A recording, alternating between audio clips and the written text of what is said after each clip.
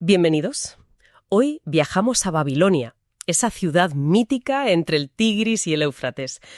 Pero no a cualquier Babilonia, nos vamos justo al momento anterior a Nabucodonosor II. Acababa de sacudirse el dominio asirio con una nueva dinastía, la caldea, la de Nabopolassar. Vamos a intentar entender cómo era esa metrópolis en un punto de inflexión tan vital. Es un momento fascinante, sí. Una ciudad con una historia enorme reinventándose después de ser dominada. Y empieza de forma curiosa, ¿no? Derrotan a Siria, Nínive cae en el 612 a.C. y van y adoptan el modelo administrativo asirio. ¿Cómo se come eso? ¿No era como usar las herramientas del enemigo? Más que renegar, yo creo que fue pragmatismo puro y duro. A ver, para gobernar un territorio recién conquistado necesitas estructuras que funcionen, ¿no? Y los asirios, con todo, pues habían montado un sistema administrativo que era eficiente. Para Nabopolassar era más sencillo adaptar eso que empezar de cero. Sobre todo para afianzar el poder rápido. Una cuestión práctica en la gestión. Pero, ¿y la ciudad en sí? La vida, la cultura. Se habla de un lugar muy vivo. Vibrante, ¿sí? Babilonia era un verdadero crisol.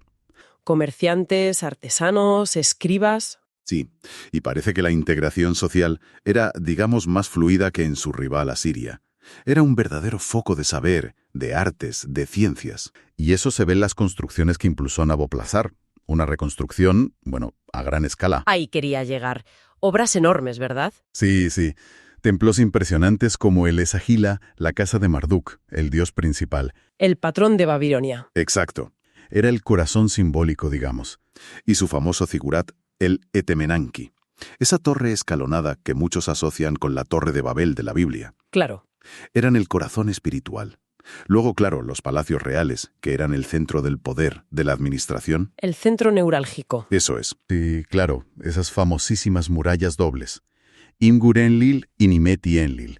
No solo defendían, proclamaban poder. Y usaban ladrillos con inscripciones del rey. Como propaganda. Exacto. Propaganda y memoria. Dejaban constancia de yo reconstruí esto, soy piadoso, tengo poder. ¿Y esas puertas monumentales con nombres de dioses? Ishtar, Marduk, Zababa. Claro, son un símbolo clarísimo de ese poder que renace. Y conectando todo esto, la vía procesional Ai-Bur-Shabu.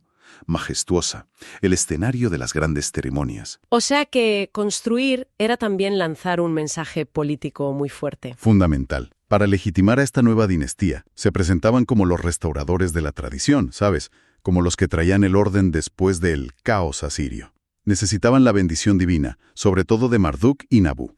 Y fíjate, la sucesión en esta dinastía fue movida. Solo 3 de 6 reyes heredaron directamente el trono. Claro, necesitaban toda la ayuda divina posible para evitar líos internos. Exacto.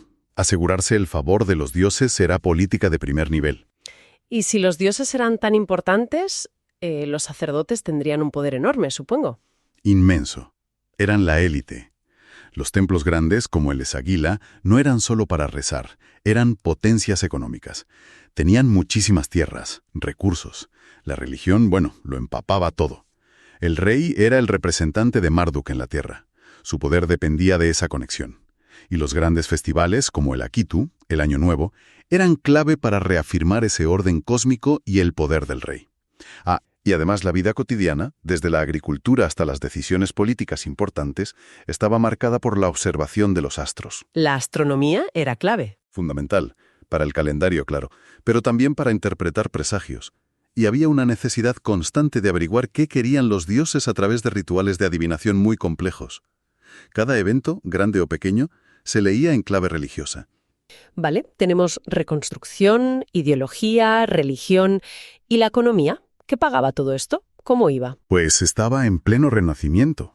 La base era la agricultura, claro. Expandieron muchos sistemas de riego, había grandes propiedades, muchas veces gestionadas por, podríamos llamarlos empresarios locales, y campesinos ligados a la tierra. El comercio también era vital. Babilonia conectaba rutas por río y tierra. Antes has mencionado a los caldeos, la nueva dinastía. ¿Quiénes eran exactamente? Eran tribus semitas, originalmente nómadas o seminómadas, pero ya asentados desde hacía siglos en el sur, en las marismas. Se organizaban en clanes, en casas. Una muy importante era Bid Yakin. Controlaban rutas comerciales hacia el Golfo. Y poco a poco fueron ganando influencia hasta que uno de los suyos, Nabopolassar, pues llegó al trono de Babilonia.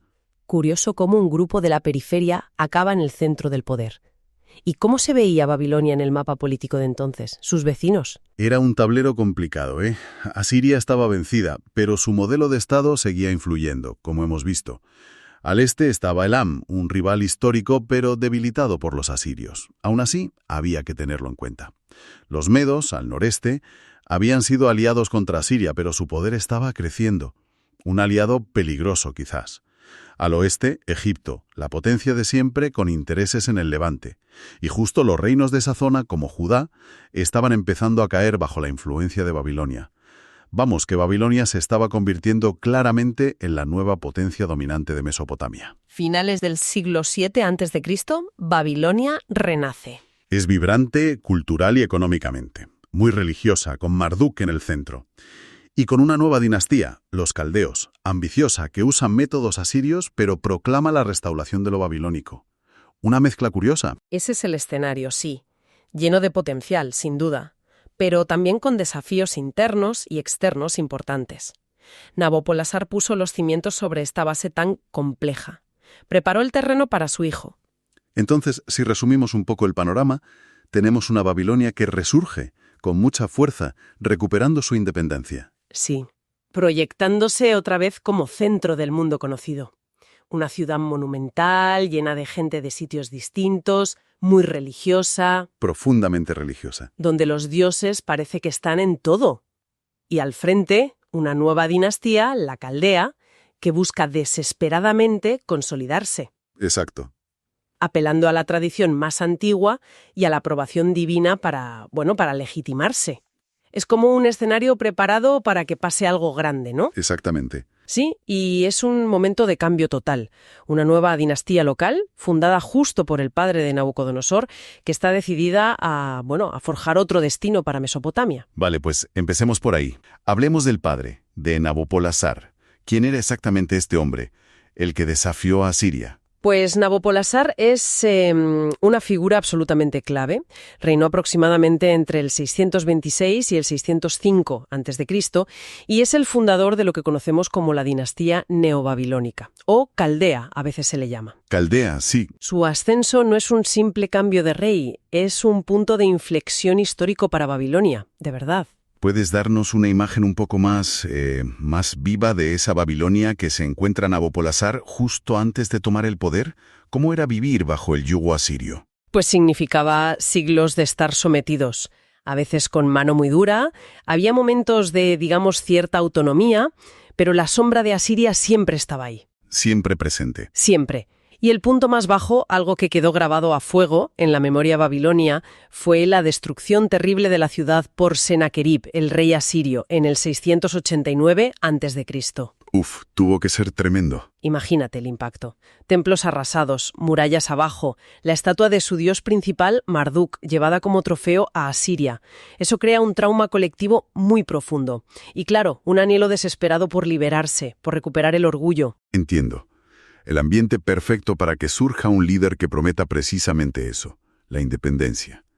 Y Nabopolassar vio el momento. Exactamente. Supo ver una ventana, una oportunidad. Fue tras la muerte del último gran rey asirio, Asurbanipal. El imperio asirio empezó a mostrar debilidad, luchas internas por la sucesión.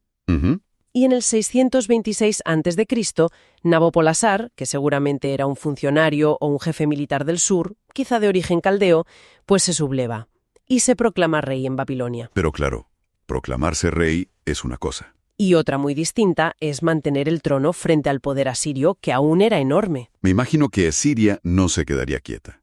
¿Cómo pasa Nabopolassar de ser un rebelde a consolidar un reino independiente? Suena a lucha titánica. Y lo fue, sin duda. No fue una victoria de un día para otro. Fueron casi 15 años de guerra continua, muy dura, con avances, con retrocesos. 15 años. Sí. Pero Nabopolassar demostró ser no solo un buen militar, sino también un diplomático muy, muy hábil. forjó una alianza que cambió el mapa por completo. Se alió con los medos. Los medos, otro pueblo que estaba ganando fuerza en la zona de Irán, ¿verdad? Justo. Liderados por su rey Ciajares, los medos también tenían sus propias rencillas con Asiria y vieron la oportunidad de expandirse. Y esta alianza, la medo-babilónica, fue la clave. La combinación perfecta. Juntos, sumando fuerzas, lanzaron el ataque final al corazón del imperio asirio. El asedio y la caída de Nínive, la gran capital asiria, en verano del 612 a.C., eso fue un acontecimiento, cataclísmico. El fin de una era. Marcó el colapso real del imperio asirio, que había dominado la región durante siglos. Los últimos focos de resistencia, como Harran, cayeron poco después. La caída de Nínive tuvo que sentirse como un antes y un después absoluto. Totalmente. Y Nabopolassar quiso remarcar ese cambio de ciclo con un gesto y un simbolismo potentísimo. ¿Ah, sí? ¿Cuál? Tras la victoria, ordenó trasladar la estatua de Ashur, el dios supremo asirio, a Babilonia. Vaya. Era invertir las humillaciones del pasado. Era una declaración visual, religiosa, de que el poder había cambiado de manos. Era como decir, vuestro dios principal ahora reside aquí, bajo nuestra custodia. Qué fuerte. Entonces, en medio de todo ese torbellino, guerra, liberación, orgullo recuperado, la ambición de construir algo nuevo, nace un niño, Nabucodonosor II. Su propio nombre, Nabucudurrisur, que significa algo así como «Oh Dios Nabu, protege a mi heredero», ya parecía un presagio, ¿no? Pues sí, y vaya si cumplió con ese presagio. En un reino recién forjado en la guerra, la llegada de un heredero varón, legítimo, era la mayor esperanza de estabilidad. ¿De continuidad? Eso es. Nabucodonosor encarnaba la promesa de que todo ese esfuerzo de Nabopolassar no sería algo pasajero, sino el comienzo de una nueva edad dorada para Babilonia, libre, por fin, del yugo extranjero. Has mencionado la estabilidad. ¿Era la sucesión un punto débil en esta nueva dinastía? Era un punto críticamente débil. Y esto es algo que a veces olvidamos al pensar en el larguísimo reinado de Nabucodonosor. Ah, sí. La dinastía babilónica fue, en realidad, muy corta y tremendamente inestable en las sucesiones.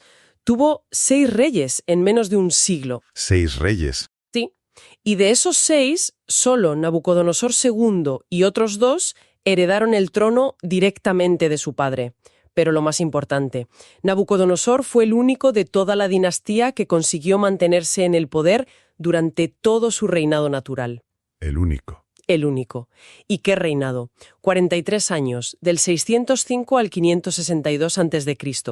Los demás o los derrocaron o reinaron muy poco. Por eso, su nacimiento como heredero claro, aceptado, del fundador, de Nabopolassar, era un pilar básico.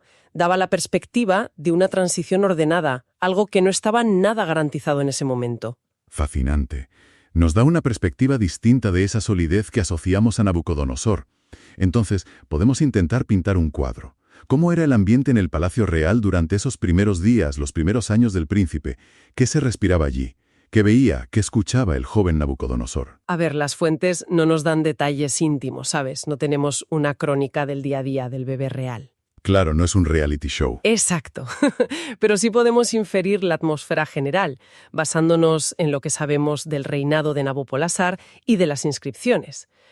Sería una mezcla muy intensa. Sí.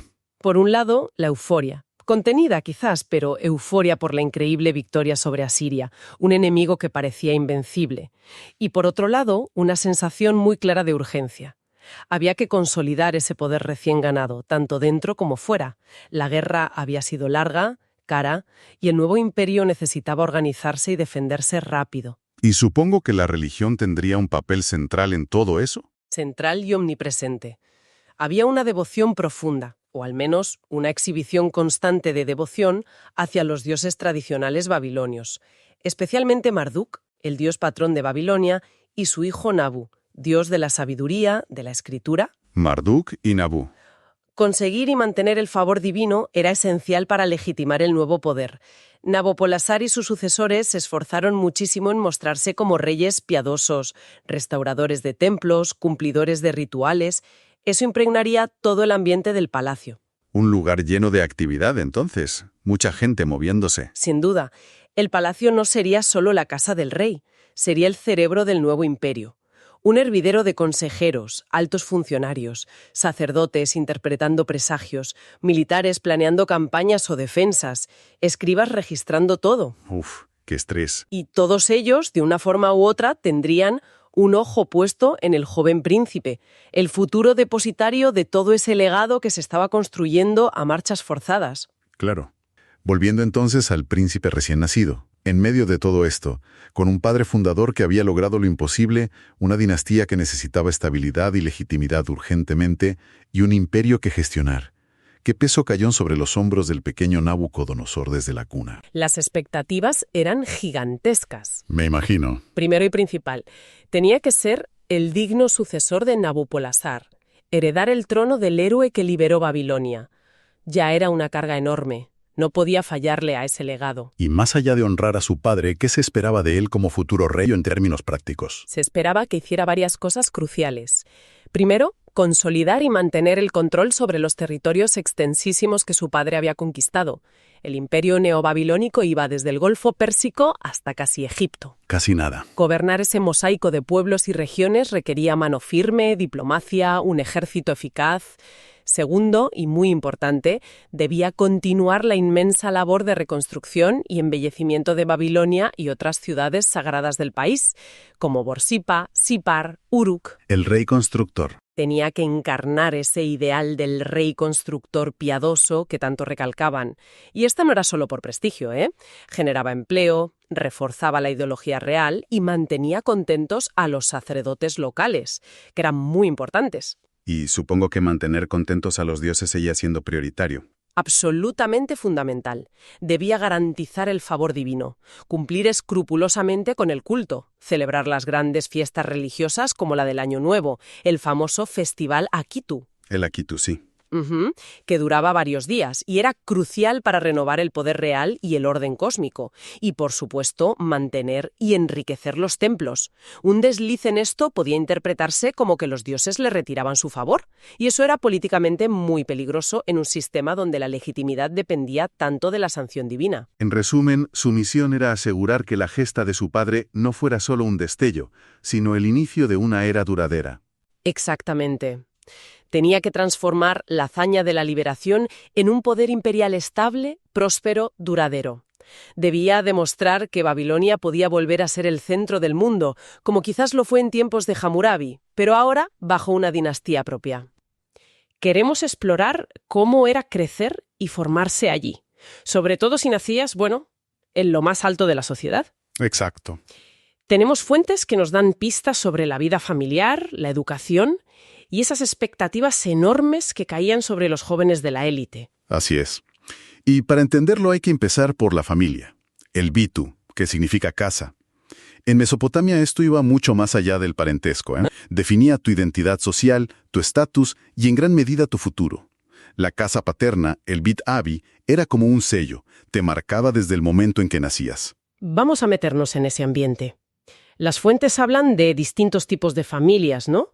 No solo la típica nuclear, de padres e hijos solteros. Efectivamente, había estructuras más amplias, y en las clases altas era común que un hombre tuviera varias esposas. Claro, pero más allá de la riqueza o la estructura familiar, ¿qué significaba nacer en una de esas familias poderosas? Un heredero, por ejemplo. Pues significaba un destino casi escrito.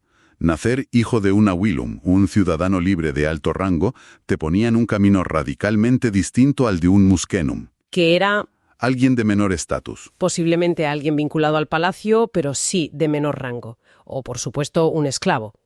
Para el heredero de una familia importante, la vida era una preparación continua. Constante. Sí, hay textos que son muy claros. Dicen literalmente, el hijo sigue el oficio de su padre. La expectativa era esa, la continuidad. Piensa en alguien como Nabucodonosor II, hijo de Nabopolassar. Su destino era sucederle. Entiendo. ¿Y cómo se llevaba a cabo esa preparación? ¿Había algo parecido a escuelas formales? No exactamente como las imaginamos hoy. La educación solía ser más bien doméstica o en círculos muy cercanos al hogar. Ah, vale. Conocemos bastante bien, eso sí, la formación de los escribas. Una profesión de mucho prestigio, claro. Y muy compleja, imagino. Muchísimo. Y es muy revelador cómo llamaban al maestro, Alumia. A veces le decían Ad de Eduba. ¿Y eso qué significa? Padre de la Casa de las Tablillas. Vaya, padre, eso ya indica una relación muy personal, ¿no? Muy personal y muy jerárquica. Refleja ese vínculo casi paternal, un aprendizaje intenso y exigente. Suena intenso, sí. ¿Y qué se aprendía exactamente con ese padre? Pues era una formación muy completa para la época, ¿eh? Primero, dominar la escritura cuneiforme. Complejísima. Me lo imagino. Luego, cálculo. Sabemos que tenían conocimientos de geometría bastante avanzados. Leyes, por supuesto. Códigos como el de Hammurabi eran centrales para entender la sociedad. Claro, la base legal. Y la religión, que lo envolvía absolutamente todo. Pero, ojo, no era solo acumular conocimientos prácticos para administrar, comerciar o servir en el templo. Había algo más profundo, ¿verdad? No solo saber hacer cosas. Exacto. El objetivo era forjar un carácter, inculcar disciplina, un respeto, casi reverencial por el orden social establecido y sobre todo por los dioses que lo sustentaban. La autoridad del padre jugaría un papel crucial ahí. Fundamental. Era un reflejo de esa jerarquía cósmica. Pero, y esto es fascinante, incluso esa autoridad paterna tenía sus límites. ¿Ah, sí? ¿Límites? ¿Incluso en una sociedad tan patriarcal? Sí, el propio código de Hammurabi lo establece. Para desheredar a un hijo, por ejemplo, no bastaba con querer hacerlo. Hacían falta causas muy graves. ¡Vaya! Y tenían que probarse ante un tribunal. No era una decisión arbitraria del padre. Qué interesante. Eso muestra una sociedad jerárquica, pero con sus regulaciones, con una complejidad legal que quizás no esperaríamos de entrada. Exacto. Una tensión entre autoridad y ley. Y además del padre y del padre de la Casa de las Tablillas, ¿quién más influía en la formación de estos jóvenes de la élite? Pues seguramente habría maestros especializados en distintas materias. Los sacerdotes, sin duda, tenían una influencia enorme. Claro, con el peso de la religión y la economía del templo. Exacto. Y para los herederos de linajes reales, como el caso de Nabucodonosor, aunque las fuentes no siempre detallan el entrenamiento militar para cada periodo. Sería impensable que no lo recibieran, ¿no? Impensable. El rey era el comandante en jefe del ejército. La instrucción en estrategia, liderazgo bélico, era fundamental. Tenían que estar preparados para la guerra. Y además, textos como las instrucciones de Surupak insisten mucho en ese respeto casi divino a los padres. Parece que todo apuntaba en la misma dirección. Sí, todo convergía en un objetivo claro: preservar el legado, asegurar la continuidad de la familia, del estatus social, del culto a los ancestros, que era importantísimo. Entiendo. Y, en definitiva, mantener el orden establecido que ellos consideraban de origen divino. En resumen, crecer en la élite babilónica significaba una infancia dedicada a una preparación muy intensa, marcada por el linaje, por el estatus y enfocada totalmente en asumir un papel ya predefinido para mantener toda esa estructura social y familiar. Exacto. Un futuro rey tenía que conocer la sociedad a fondo. Sacerdotes, militares, funcionarios, comerciantes, artesanos, campesinos y también las clases dependientes, los muskenu, que eran semilibres, o los guardu, los esclavos. Una estructura compleja. Y para gestionar todo eso necesitaba herramientas, dominar la escritura cuneiforme, leer, las matemáticas. Con ese sistema sexagesimal tan particular, todo eso era crucial para administrar. Y seguro que también le enseñaban oratoria para desenvolverse en la corte. Era una preparación, integral, para llevar un imperio que estaba creciendo. Y podemos imaginar que poco a poco, para ir demostrando que estaba listo, le darían pequeñas tareas. Quizás algún papel menor en ceremonias, supervisar alguna cosa básica de la administración del palacio, o incluso representar a su padre en actos de menor importancia. Sus primeros pasos en el liderazgo. Sí, lo interesante es ver cómo todo confluía. Ver la ciudad, los rituales grandiosos, pero también la vida cotidiana. Participar en esas ceremonias que unían lo divino y lo humano, presenciar la complejidad de la política, de la administración, interactuar aunque fuera de manera controlada con diferentes grupos sociales, todo eso le iba dando una comprensión muy real, muy práctica, de lo que significaba gobernar. Era la formación que necesitaba el hombre que luego dirigiría a Babilonia. Era indispensable. Y nos vamos a esas fronteras bastante más moviditas. La situación, claro, no era sencilla. Su padre, Nabopolásar, había conseguido sacudirse el yugo asirio, sí, pero la región seguía siendo, un auténtico polvorín. La paz era más bien una aspiración, ¿no? Quedaban restos del ejército asirio por ahí intentando reorganizarse. Luego estaba Egipto, ojo, una potencia emergente que miraba desde el sur con mucho interés y ambición, claro. Y además un montón de reinos más pequeños, en Siria, en Palestina, que no veían con buenos ojos al nuevo jefe babilónico. Las fuentes nos hablan de una tensión permanente, por el control de las rutas comerciales que eran vitales, por ciudades clave, por fronteras que aún no estaban ni claras. Vamos, que la estabilidad brillaba por su ausencia. Y en medio de todo ese hervidero, Nabopolassar toma una decisión bastante importante para el futuro. ¿Qué es lo que hace con su hijo, con Nabucodonosor? Pues decide que ha llegado el momento de la verdad, digamos. Pone a Nabucodonosor, que aún era príncipe, al mando de tropas reales. Y ojo, que no hablamos de maniobras en el patio de palacio, ¿eh? Hablamos de liderazgo real, en campaña, en zonas de conflicto. La gran pregunta era, ¿tiene este chico la pasta, el temple necesario para mandar hombres en combate en situaciones límite? Era un examen en toda regla. Suena una formación intensa, desde luego. Bueno, a ver, no era tanto enviarlo al peligro por enviarlo, sino más bien aprovechar esas situaciones como el mejor campo de entrenamiento posible. El más realista. No se esperaba que conquistara medio mundo en ese momento, ¿eh? El objetivo era otro, que aprendiera a manejar la logística en territorio hostil, a mantener la disciplina con la tropa bajo presión, a tomar decisiones tácticas rápidas en pequeñas escaramuzas fronterizas, cada marcha a la fuerza, cada noche montando un campamento fortificado por si había ataques. Todo eso era una lección práctica brutal. Claro, me imagino que iba más allá de lo puramente militar. Ver al príncipe ahí en el barro, ¿qué significaba para la propia Babilonia? Tenía un peso simbólico enorme. Era el futuro rey aprendiendo el idioma que, por desgracia, era el que mejor entendían sus vecinos y rivales. El de la fuerza, el de la guerra. Se le exigía valentía personal, sí, pero sobre todo esa habilidad que es crucial de cohesionar a las tropas. Y pensemos que esos ejércitos eran a menudo muy heterogéneos, ¿eh? Habría veteranos, reclutas recién llegados del campo, quizá contingentes de pueblos aliados o sometidos. Demostrar que podía ganarse su lealtad y su respeto allí en campaña era vital. Porque el riesgo no era solo físico, ¿verdad? Un fracaso, una derrota importante. Las consecuencias políticas para un heredero en esa posición debieron ser enormes. Pero por otro lado, cada pequeño éxito, cada campaña bien llevada, ¿cómo jugaba a su favor?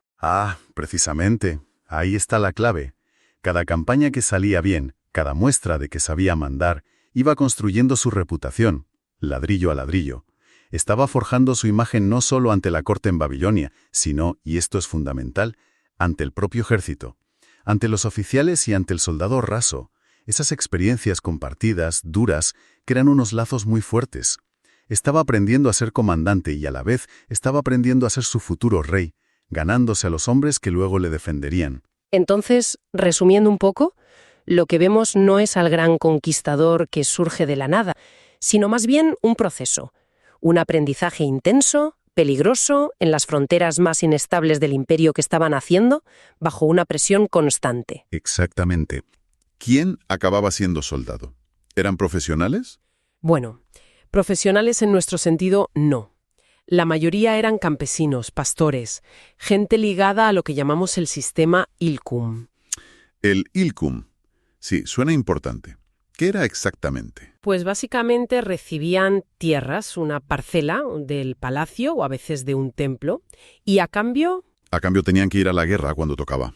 Eso es, cuando se les llamaba tenían que prestar servicio militar. Y ojo, las propias fuentes ya distinguen. ¿Socialmente? Sí, hablan de hijos de buena familia, que quizá podían pagarse mejor equipo, ¿sabes?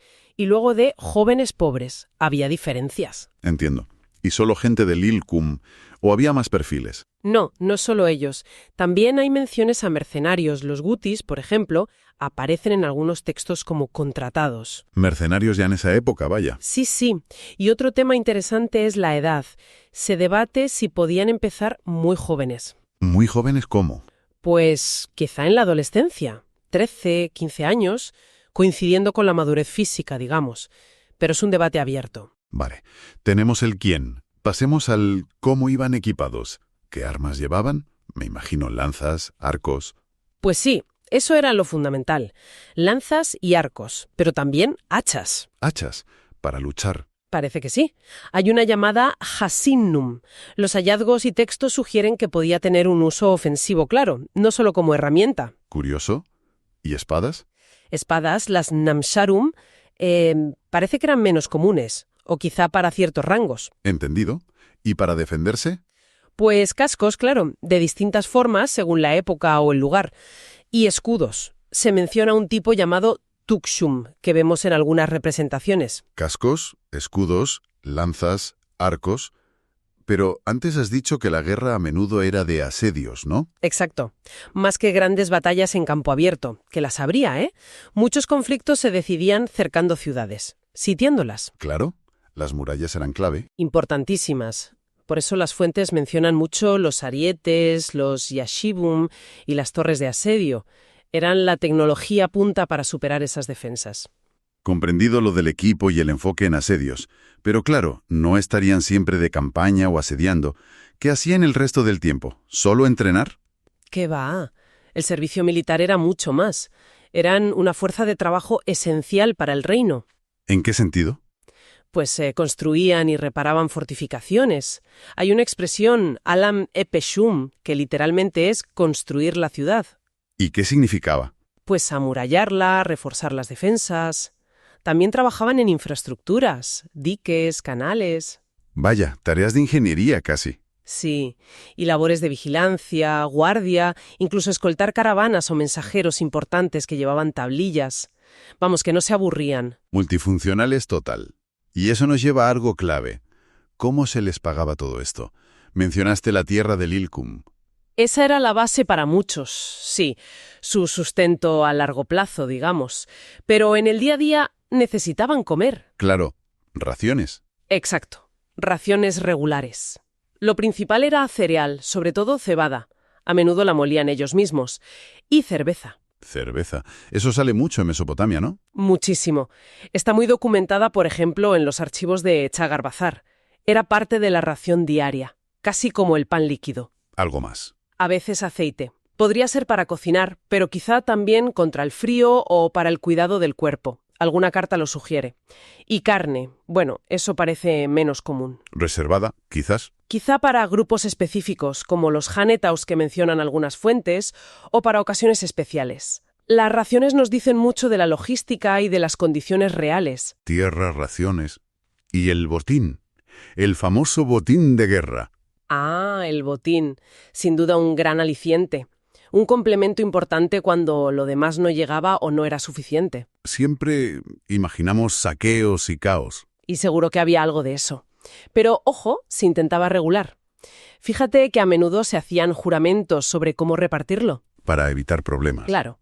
Aunque, bueno, las fuentes también recogen la otra cara. Abusos de poder. Por parte de los oficiales. Sí. Hay una carta muy conocida, ARM 213, donde un soldado se queja amargamente. Dice que sus jefes se quedan con todo para incrementar sus propios ingresos. ¿Imagina el malestar? Normal. Eso genera tensiones, claro. Y la disciplina en general, porque los textos oficiales suelen pintar ejércitos muy ordenados. Sí, la propaganda oficial siempre busca esa imagen de orden y eficacia. Pero luego lees la correspondencia, las cartas. Y la realidad es otra. Es más humana, más compleja. Hay quejas por las raciones, si llegan tarde o son escasas, la preocupación por la familia que han dejado atrás, el miedo. El miedo a la batalla, lógico. Por supuesto. La deserción era un problema real y grave. Tan grave que el código de Hammurabi la castigaba con la muerte. ¿Con la muerte? Sí, el artículo 26. E incluso se castigaba a quien ayudara a un desertor. Eso dice el artículo 30. Vemos casos de indisciplina, de pereza, de desobediencia. La vida militar era dura. Muy dura. No era solo un guerrero. Era un agricultor arrancado de su tierra, un constructor, un vigilante, un hombre con obligaciones enormes. Pero también con necesidades, miedos, familia. Exacto. Su vida giraba en torno a esa obligación con el poder central, compensada como podían con tierra o raciones. Pero siempre bajo una disciplina férrea, con peligros constantes y expuesto a los abusos de la jerarquía. Una realidad, la verdad, muy alejada de idealizaciones. Viajamos en el tiempo, ¿eh? A un momento clave, un año decisivo, el 605 a.C. Mm, Nos vamos a las orillas del Éufrates, a Carquemish.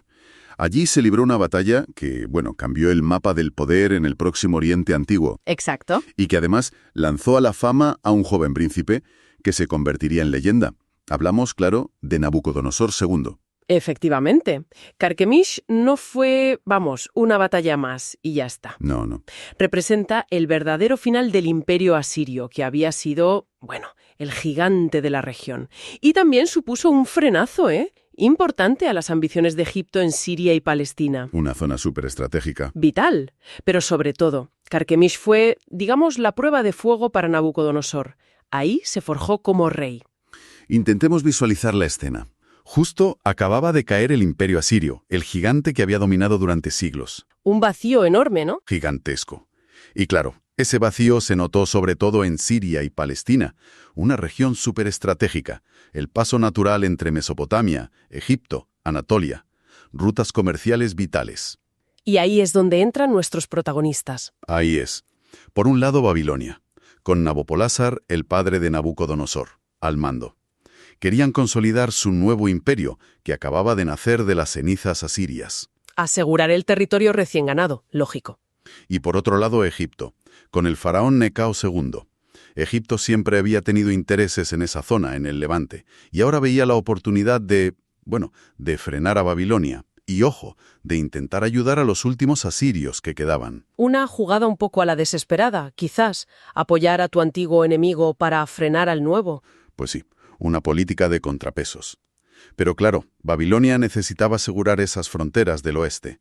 Controlar las rutas era vital para su supervivencia como nuevo imperio. Y Egipto, intentando mantener su influencia histórica y pararle los pies a Babilonia. Pero, y aquí viene lo interesante para nuestra historia de hoy, ¿qué pasaba con Nabucodonosor, el príncipe? Para él la cosa era distinta. No era solo geopolítica, ¿verdad? Él ya había luchado con su padre, tenía experiencia militar. Sí, algo tenía. Pero Carquemish era otra liga. Era, como decimos, su prueba de fuego. Su oportunidad de demostrar que valía. Exacto. Delante del ejército, de la corte, de su padre, quizás de sí mismo. Demostrar que podía liderar, que era capaz de proteger el reino. Era algo muy personal también. Entiendo. Era su momento. Precisamente. Y hay un detalle antes de la batalla que es importante. Parece que los egipcios no llegaron a Carquemish en plena forma. Quizás llegaron tarde o algo mermados. ¿Y eso por qué? Pues una de las razones podría estar en Megido. Antes, el rey Josías de Judá les había plantado cara. Intentó cortarles el paso cuando iban a ayudar a los asirios. El rey Josías murió en esa batalla, ¿no? Sí, murió allí. Pero parece que consiguió retrasar a Necao II, y ese tiempo perdido fue crucial. Porque no llegaron a tiempo de ayudar a los asirios en otro sitio. Eso parece. No pudieron socorrerles eficazmente en Harrán, que era como el último bastión asirio importante. Y Harrán cayó ante los babilonios, ante Nabopolásar y Nabucodonosor. O sea que cuando llegaron a Carquemish, los egipcios ya llegaban, digamos, con el pie cambiado. Algo así. La balanza ya se había inclinado un poquito hacia Babilonia, antes incluso de empezar la gran batalla. Vale, entonces Carquemish, en el Éufrates, frontera actual entre Turquía y Siria. Un lugar estratégico. Y las crónicas nos pintan una batalla enorme. Miles de soldados babilonios, curtidos ya en batalla, con Nabucodonosor al frente. Y enfrente, los egipcios y lo que quedaba del ejército asirio. Carros, infantería, un choque de titanes. Y tenemos las crónicas babilónicas que nos ayudan a situar estos eventos. Que no son un libro, sino tablillas, ¿verdad? Exacto. Son series de tablillas de arcilla, escritas año a año. Y una de ellas, la llamada Crónica de los primeros años de Nabucodonosor II, aunque está rota, nos da pistas sobre la importancia de victorias como esta al principio de su reinado. La crónica babilónica lo cuenta de forma breve pero muy clara. Dice que Nabucodonosor cruzó el río Éufrates y se enfrentó al ejército egipcio que estaba en Carquemish. Luchó contra ellos y los derrotó. Así de simple. Y añade que aniquiló al resto del ejército asirio que había ido a ayudar a los egipcios. O sea, victoria total. Derrota aplastante para egipcios y asirios. Debió ser tremendo. Me imagino el caos, el ruido de los carros, las flechas, el choque de armas. Uf, sí. Los gritos en distintos idiomas. Y en medio de todo, el joven príncipe Nabucodonosor tomando decisiones vitales bajo una presión enorme. Sin duda alguna. Aunque no tengamos los detalles de sus maniobras, el resultado lo dice todo. Consiguió romper las líneas egipcias y provocar una huida masiva. La crónica incluso cuenta que persiguió a los supervivientes egipcios hacia el sur, hasta la zona de Hamat, en Siria, y les causó aún más bajas. Fue una victoria aplastante para Babilonia. Decisiva. Y esto sí que fue un terremoto histórico, porque significó el fin definitivo del imperio asirio. Desaparecieron del mapa para siempre. ¿Después de siglos dominando? Sí, un cambio radical. Y para Egipto, un golpe tremendo. Tuvieron que retirarse, ¿no? Sí, tuvieron que volverse a sus fronteras. Perdieron casi toda su influencia en Siria y Palestina, una zona que consideraban casi suya. Aunque Egipto siguió siendo independiente, pero su gran proyecto en el Levante se acabó en Carquemish. Vale, entonces, geopolíticamente, Babilonia se queda con el control de Siria y Palestina.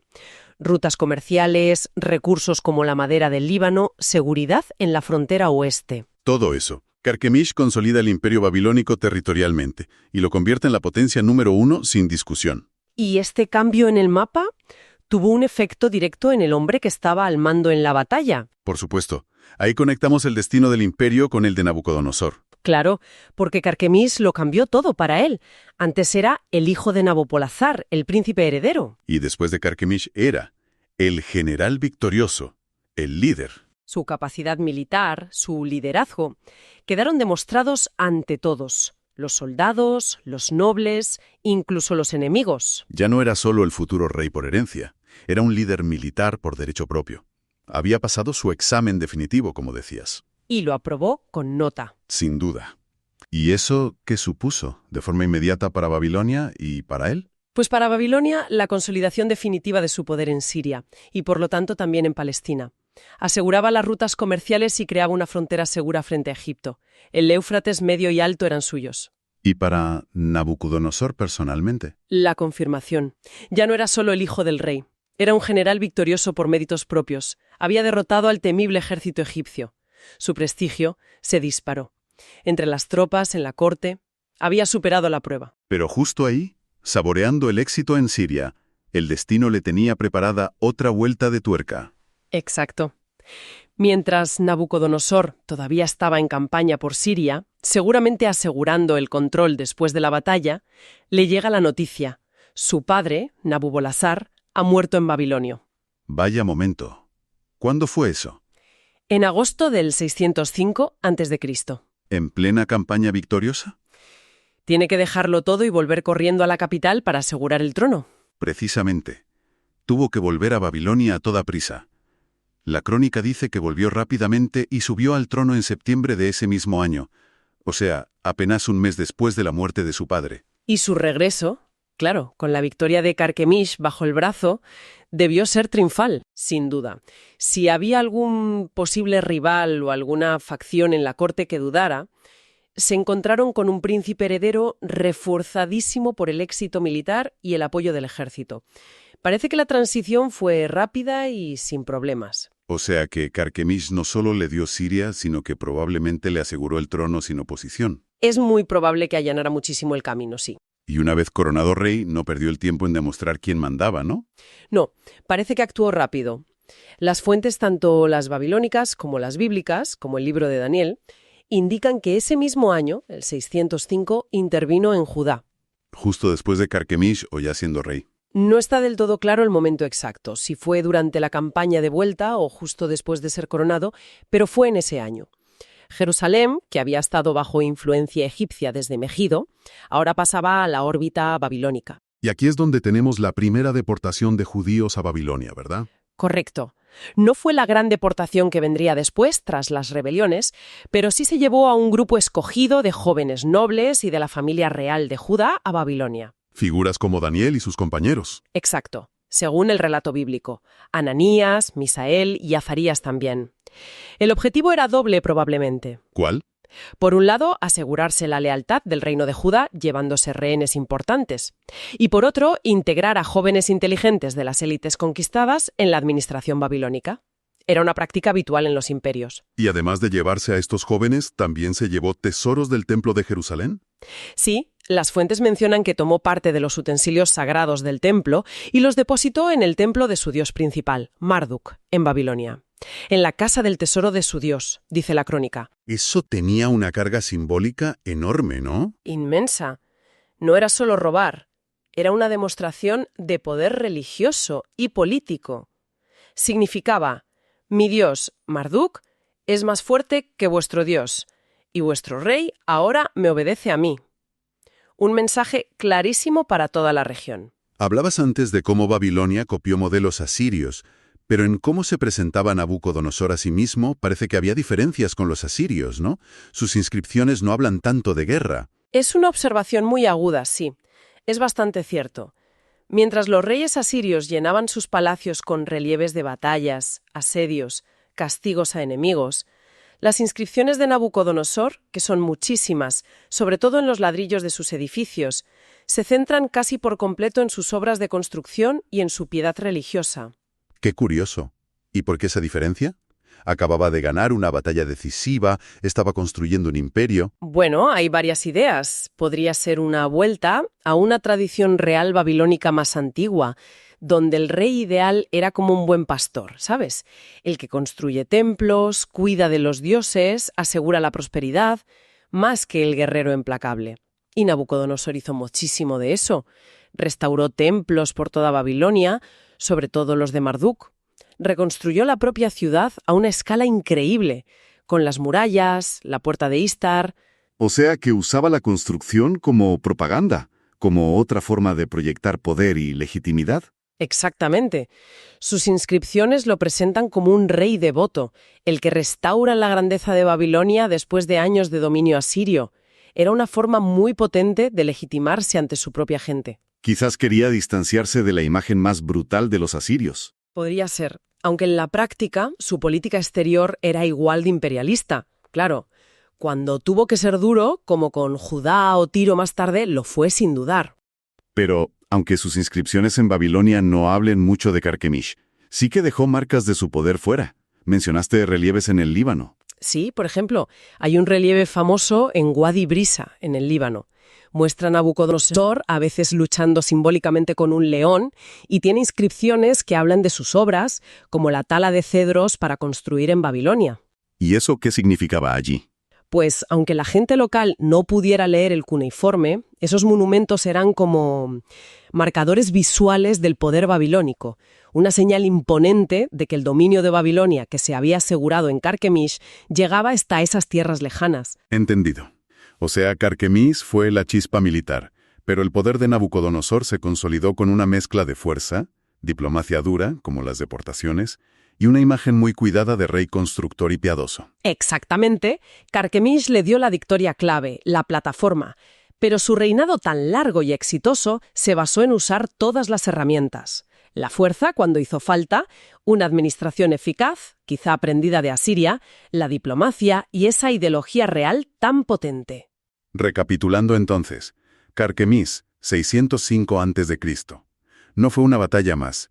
Fue el evento que cierra la era asiria y abre la neobabilónica, con el rey que la llevaría a su máximo esplendor. Sin duda. Selló el destino de Egipto en Asia por décadas y lanzó a Nabucodonosor II a un reinado que lo hizo legendario. Totalmente. Fue un punto de inflexión geopolítico clarísimo. El poder se movió del Tigris y el Nilo al Éufrates, a Babilonia. Y Nabucodonosor salió de esa batalla no solo como príncipe, sino como un líder probado, respetado, listo para gobernar el imperio. Hablamos del 605 al 562 a.C., más o menos, el período neobabilónico. El último gran momento de Babilonia, sí, antes de los persas. Exacto. Y Nabucodonosor hereda el trono de su padre, Nabú-Polasar, justo después de victorias importantes, como Carquemish. O sea que ya llegaba con cierto prestigio militar. Cierto. Pero una cosa es ganar batallas y otra, gobernar un imperio recién consolidado. Claro. Necesitaba asegurar la lealtad de las élites. Eso por un lado, fortalecer una dinastía que era relativamente nueva, la caldea, y sobre todo proyectar una imagen de poder estable, duradero, que impresionara tanto a sus súbditos como a los rivales. El imperio era enorme, sí, pero aún un poco, digamos, vulnerable en sus cimientos. Bien, pues analicemos esto. Empecemos por la diplomacia, si te parece. Más allá de las conquistas, ¿cómo afianza un rey nuevo su posición en ese tablero tan complejo del antiguo Oriente Próximo? ¿Qué herramientas tenía Nabucodonosor para ir tejiendo esa red de poder, de lealtades? Pues mira, en esa época y en ese lugar, una de las herramientas diplomáticas más potentes y muchas veces la más efectiva eran los matrimonios entre casas reales. Es fundamental entender que no eran uniones basadas en el afecto personal, ni mucho menos. No, claro. Eran acuerdos de Estado de primerísimo nivel, puro cálculo estratégico. Servían para sellar alianzas, para garantizar la paz en fronteras que eran conflictivas, para prevenir guerras, resolver disputas, incluso para facilitar la integración de nuevos territorios. Me imagino que el estatus de los que se casaban era crucial. No se casaría un rey con cualquiera, supongo. Desde luego, solían involucrar a figuras de altísimo rango, princesas, príncipes, herederos al trono. El linaje aportaba un peso simbólico y político inmenso a esa unión. Cada matrimonio de este tipo creaba o solidificaba una red de intereses compartidos. Era una forma de hacer política exterior y a la vez asegurar la sucesión dinástica. Una inversión a largo plazo, vaya. Entonces, llevemos esto al caso concreto de Nabucodonosor II. Las fuentes mencionan su matrimonio con Amitis, a veces la llaman Amugia, de Media. ¿Qué sabemos de ella? Y sobre todo, ¿por qué fue tan relevante esta unión? Amitis era hija nada más y nada menos que del rey de los Medos, una potencia emergente, militarmente formidable además, situada al norte y al este de Babilonia. Ojo. Y aquí es donde se ve la visión estratégica, ya fuera del propio Nabucodonosor, o quizás algo que ya había iniciado su padre. Media y Babilonia habían sido socias cruciales en la coalición que consiguió derrocar al imperio asirio. Eran, digamos, los nuevos actores dominantes en la región. O sea que la boda venía a formalizar y asegurar esa alianza clave entre los vencedores. Pero, a ver, ¿no tenía sus riesgos unir tan estrechamente los destinos de dos potencias que, en teoría, también podrían llegar a competir entre ellas? Es una observación muy pertinente. Siempre existía un equilibrio delicado, claro. Sin embargo, en ese momento concreto, los beneficios superaban claramente los riesgos. Primero, esta unión garantizaba la paz en una frontera que era extensísima y vital para Babilonia. Fundamental. Convertía a un vecino poderoso y potencialmente un rival en un aliado familiar. Eso liberaba a Nabucodonosor para concentrar sus fuerzas militares y sus recursos en otras zonas, como la expansión hacia Siria y el Levante. Y segundo, y esto es muy importante, reforzaba la legitimidad de la dinastía caldea, la de Nabucodonosor y su padre. Claro, que no eran de toda la vida, por así decirlo. Exacto. No olvidemos que Nabopolassar había ascendido desde una posición de gobernador provincial. Algunos sectores más tradicionales podían verlo todavía con cierto recelo. Casar al heredero con una princesa de un reino antiguo y poderoso como Media otorgaba un prestigio indudable y consolidaba el linaje. Y supongo que la descendencia, los hijos, jugaban un papel fundamental en esa consolidación. Absolutamente. Cada hijo nacido de esta unión no era solo un heredero al trono babilónico, era un símbolo viviente de la alianza con Media. Representaba un puente entre las dos potencias y un pilar para la continuidad dinástica. Un factor clave para la estabilidad a largo plazo que tanto necesitaba ese imperio recién formado. Era, una jugada maestra en el gran juego geopolítico de la época. Una diplomacia muy calculada. Pero Nabucodonosor parece que entendió bien que el poder no solo se asegura con tratados y herederos, sino también con la imagen, ¿no? Con la grandeza visible. Y eso nos lleva directos a una de las construcciones más evocadoras y también misteriosas de la antigüedad, los jardines colgantes de Babilonia. ¿Cuál es el origen de esta leyenda? Pues la historia que nos ha llegado, principalmente a través de escritores griegos posteriores, que citaban fuentes babilónicas o helenísticas, tiene un aire bastante, novelesco. Cuenta la tradición que la reina Amitis, que estaba acostumbrada a los paisajes montañosos y verdes de su Media natal... Claro, en lo que hoy sería el noroeste de Irán, más o menos. Eso es.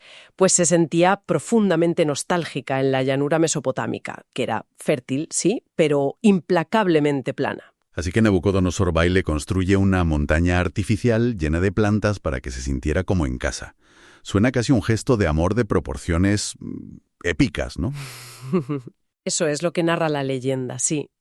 Que para aliviar la melancolía de su esposa, el rey ordenó erigir esta maravilla arquitectónica y botánica. Las descripciones antiguas, aunque varían en detalles, pintan una imagen asombrosa.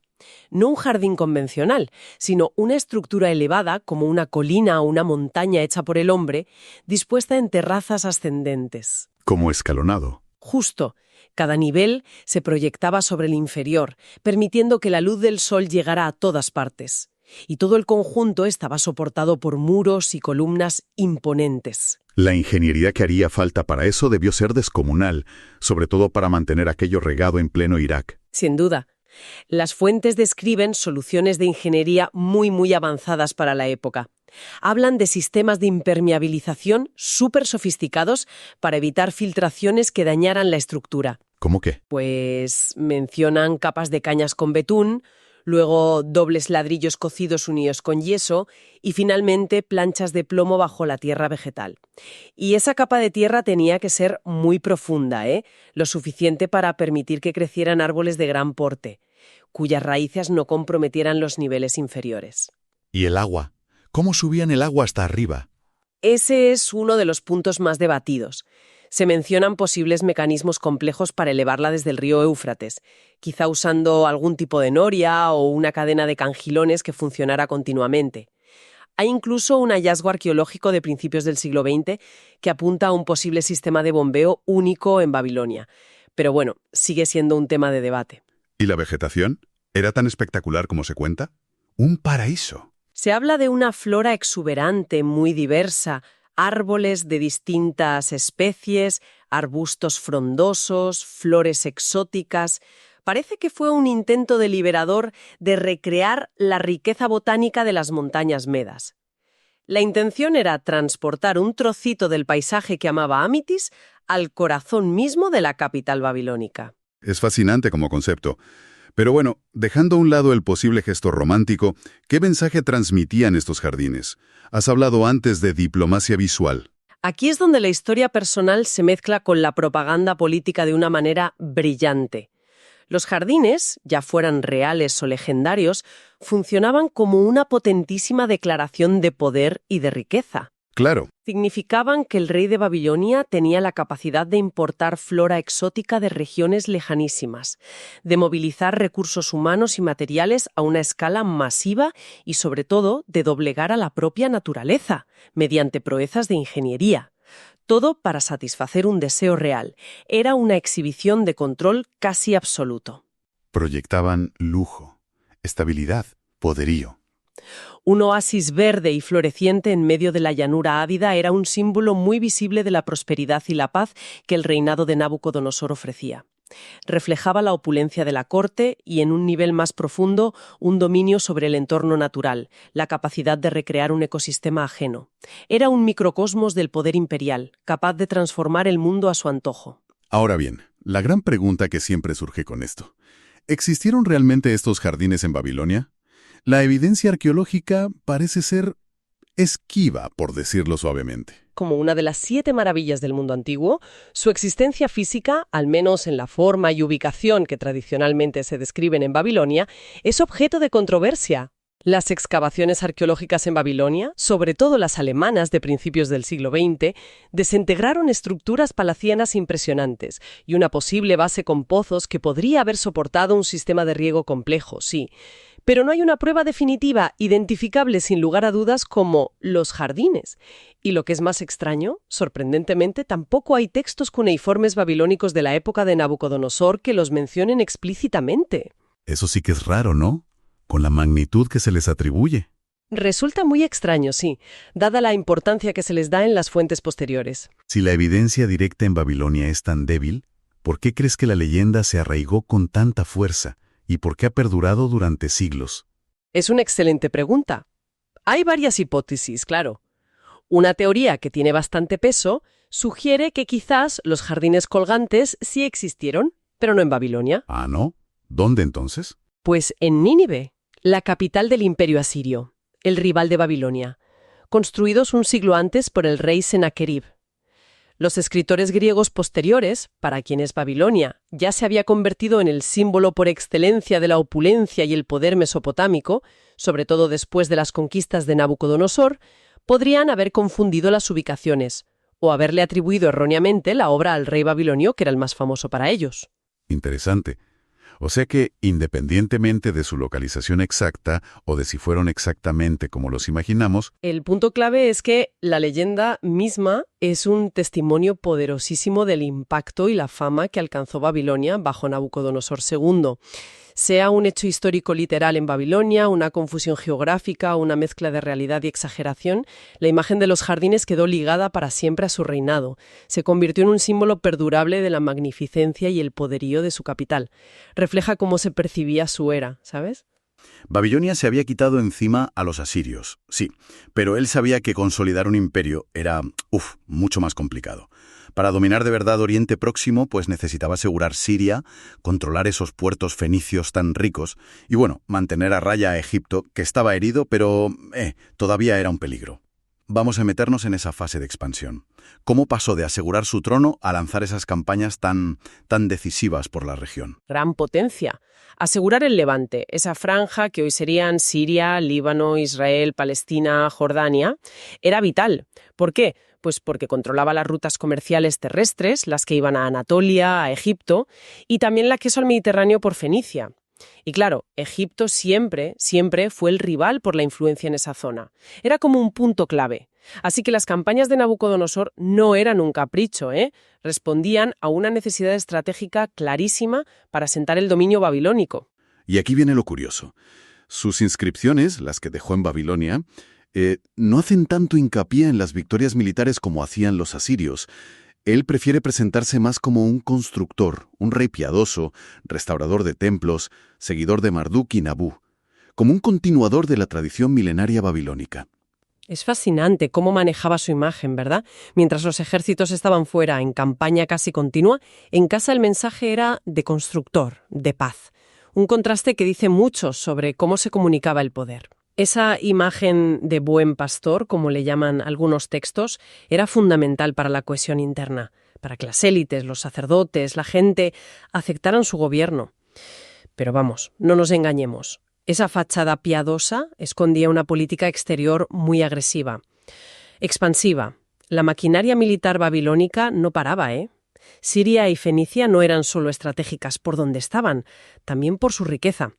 Madera del Líbano, metales, los tintes púrpura famosos, el acceso al comercio marítimo. Ciudades como Tiro, Sidón, Biblos eran centros económicos de primer orden. Eran, digamos, la financiación del imperio y de sus proyectos gigantescos. Y has mencionado Tiro. Precisamente Tiro fue, un hueso duro de roer, ¿no? Las crónicas hablan de un asedio larguísimo, 13 años dicen, contra esa ciudad en una isla famosa por resistir. Aunque algunas fuentes posteriores, como las bíblicas, a veces se leen como si la hubieran arrasado, la arqueología y un análisis más fino sugieren otra cosa. Parece que Tiro acabó rindiéndose, sí, aceptó pagar tributo o funcionar bajo supervisión babilónica, pero sin ser destruida del todo. Quizás Nabucodonosor fue pragmático y prefirió el control económico. Eso sí, dejó su marca allí.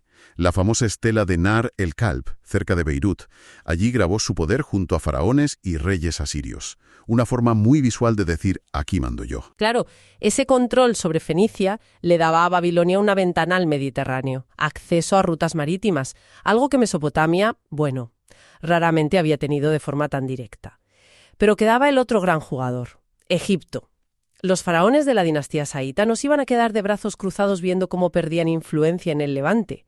Sabemos que hubo choques en la frontera y al menos una campaña importante hacia el final de su reinado. La tensión era constante. Para Nabucodonosor, neutralizar a Egipto y asegurar esa frontera del suroeste era tan crucial como controlar Siria. Era un pulso continuo por ver quién mandaba en la región. Buscaban asegurar rutas comerciales clave, tanto terrestres como marítimas, controlar recursos y, por supuesto, eliminar rivales. Y todo eso fue lo que consolidó el poder de Babilonia y trajo la riqueza necesaria para construir esa maravilla de ciudad, que dejó a todos boquiabiertos. Nabucodonosor II se nos presenta por sus propias palabras en ladrillos y cilindros como el gran constructor, el restaurador piadoso, casi un pacifista centrado en los dioses y la ciudad. Sin embargo, la base de todo ese esplendor fue un esfuerzo militar casi constante, una política de conquista y control implacable que duró décadas. ¿Cómo convivían esas dos caras, la del constructor devoto y la del conquistador duro necesario para mantener unido un imperio tan grande y diverso?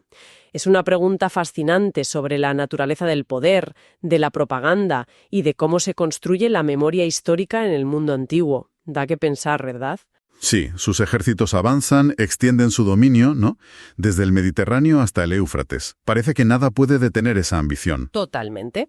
Y claro, el mapa geopolítico está, digamos, al rojo vivo. El viejo imperio asirio ha caído hace poco, en el 612, más o menos. Exacto. Y ahí surgen dos colosos peleando por ser el jefe, por la hegemonía en la región. Babilonia, la nueva potencia emergente, y el Egipto de siempre. Y justo ahí, en medio de esa lucha de gigantes, como un punto clave en el mapa, está el pequeño reino de Judá, con su capital, Jerusalén. Una posición complicadísima, la verdad. Es que se convierte no solo en un objetivo militar, sino en el centro de un tire-afloja político constante. ¿A quién ser leal? ¿Al poder tradicional de Egipto o al nuevo gigante babilónico que viene pisando fuerte? Una elección casi imposible. ¿Por qué era tan importante Judá estratégicamente? Bueno, es fundamental entender dónde estaba. Canaán, esa región siempre fue un corredor, una tierra de paso súper codiciada. Claro, la conexión entre los grandes imperios. Eso es. Por ahí pasaron durante milenios semitas, hurritas, egipcios, los famosos pueblos del mar. Era la ruta comercial obligada entre Mesopotamia y Egipto. Controlar eso era controlar mucho. Muchísimo. Controlar Judá significaba controlar ese flujo comercial y además tener un estado tapón, digamos, frente a tu rival. Una barrera. Una barrera, sí.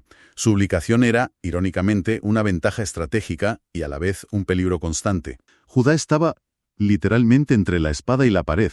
No había salida fácil. Y esa tensión en el mapa se reflejaba, lógicamente, en una tensión política interna brutal para los reyes de Judá.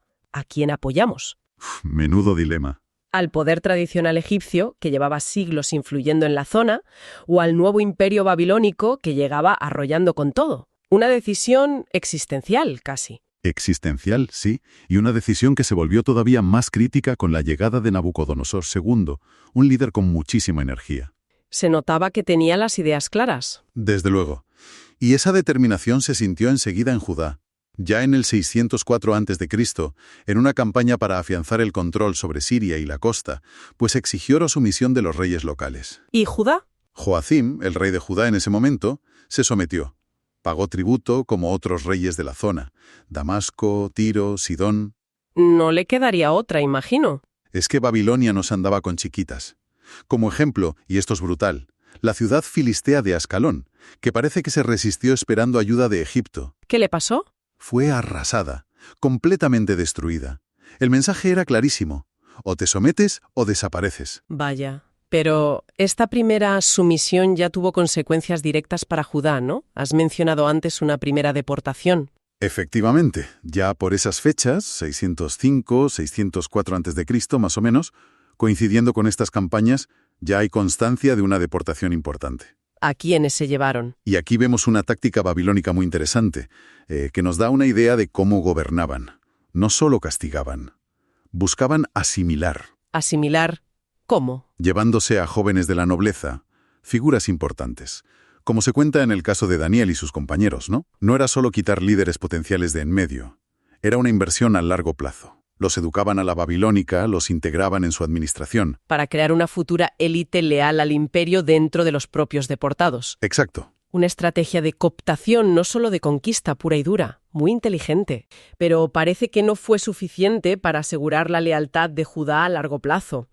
Porque las rebeliones siguieron. Así es. ¿Qué llevaba a los reyes de Judá a rebelarse una y otra vez contra un poder tan aplastante como el de Babilonia? Es una pregunta complicada. Seguramente fue una mezcla de cosas. A ver. Por un lado, la influencia egipcia seguía ahí. Aunque su poder real ya no era el de antes, Parece que Judá apostó varias veces por el caballo perdedor, digamos, quizás por tradición o por falsas esperanzas de ayuda. La sombra de Egipto era alargada. Muy alargada. Luego, parece que había divisiones internas fuertes en Jerusalén, facciones proegipcias contra facciones probabilónicas, una lucha de poder interna. Lo típico en situaciones así, ¿no? Sí, y no podemos olvidar la posible influencia de ciertos círculos, quizá profetas o consejeros, que prometían una liberación rápida, una intervención divina, minimizando el peligro real. ¿Tenemos pruebas de eso? Sí. Tenemos constancia, por ejemplo, de las cartas del profeta Jeremías. Él escribió a los primeros exiliados en Babilonia advirtiéndoles contra esas falsas promesas. Les decía, oye, preparaos para un exilio largo, no hagáis caso. Pero parece que no le hicieron mucho caso en Jerusalén. A pesar de esas advertencias, la cosa se fue torciendo. Joaquín, el rey que se había sometido al principio... Acabó rebelándose. Sí. ¿Y cómo terminó eso? Mal. Esa rebelión le costó la vida. Le sucedió su hijo Joaquín, que también se le llama Jeconías. Pero su reinado fue visto y no visto. Muy corto. Cortísimo. Apenas 3 meses después de subir al trono, en el 597 a.C., Nabucodonosor volvió a Jerusalén con su ejército. Otra vez el asedio. Esta vez, el joven rey Joaquín, viendo que la situación era insostenible, decidió rendirse, probablemente para evitar que arrasaran la ciudad por completo. Una decisión pragmática, quizás. ¿Y cuáles fueron las consecuencias de esta segunda rendición? Pues esto llevó a la segunda gran deportación. Mucho más grande que la primera. ¿Ah, sí? Sí. En el 597 a.C., se llevaron al propio rey Joaquín, a su familia, a toda la corte, a los oficiales militares, y esto es crucial, a miles de artesanos y hombres cualificados, la mano de obra experta. Se llevaron el talento, digamos. Exacto. Y aquí tenemos una prueba arqueológica fascinante. ¿Cuál? Se han encontrado tablillas cuneiformes en Babilonia. Documentos administrativos, ¿sabes? Ajá. Que registran las raciones de aceite y otros alimentos que se le daban a Yaukinu, rey de Judá, y a sus hijos. Increíble. O sea, que confirman el relato. Nabucodonosor se llevó, como decías, el cerebro y la capacidad productiva del reino. Justo. Y dejó en el trono a alguien que él pensaba que sería más dócil, más manejable. Exacto. Instaló a Sedecías, que era tío de Joaquín, como rey vasallo. La intención era clara, poner un títere que asegurara la lealtad de Judá de una vez por todas. Pero la historia tiene estas ironías. Pues sí, porque como suele pasar, la historia se repitió. O sea que Sedecías, a pesar de ver lo que había pasado antes, y siendo un rey puesto por Babilonia, también acabó rebelándose. También. ¿Pero por qué? ¿Fue debilidad suya? ¿Presión interna otra vez? ¿Volvió a tentar la suerte de Egipto? Probablemente una mezcla de todo, sí. Las fuentes sugieren que Sedecías era un rey, bastante indeciso. Ajá. Que estaba presionado por facciones nacionalistas, antibabilónicas, dentro de Judá. Y quizás, sí, alentado de nuevo por promesas de ayuda egipcia que nunca se materializaron del todo. Y desoyendo las advertencias, como las de Jeremías. Exacto. Jeremías le rogaba que mantuviera la lealtad a Babilonia, que era la única forma de evitar la catástrofe final. Pero Sedecías no le hizo caso. En el 9º año de su reinado, rompió su juramento de vasallaje. Y para Nabucodonosor eso ya fue... La gota que colmó el vaso. Ya no había más paciencia. Y aquí es donde la situación se vuelve realmente desesperada para Jerusalén, ¿no? El asedio final. ¿Cómo fue esa campaña? ¿Cómo se desarrolló? Pues Nabucodonosor movilizó un ejército enorme y puso sitio a Jerusalén, probablemente a principios del 588 a.C. Y esta vez no fue corto. No. Este no fue un asedio de meses. Las fuentes indican que duró casi año y medio, hasta el verano del 586 a.C. ¿Año y medio? ¿Las condiciones dentro de la ciudad? Terribles, espantosas. Los textos hablan claro. Una hambruna brutal que prevaleció hasta que no hubo pan para el pueblo de la tierra. ¡Qué horror! Podemos imaginar el sufrimiento, la desesperación, la gente muriendo de hambre en las calles. Y un asedio tan largo, supongo que también sería un desafío logístico enorme para los propios babilonios, ¿no? Sin duda alguna. Mantener un bloqueo así durante tanto tiempo requiere una organización tremenda. Claro, las líneas de suministro, la moral de las tropas... Y además, vigilar otros frentes. Tenían que controlar las ciudades fenicias, que siempre estaban un poco revueltas, y estar muy atentos a una posible intervención de Egipto. ¿Intervino Egipto al final? Parece que sí hubo un intento.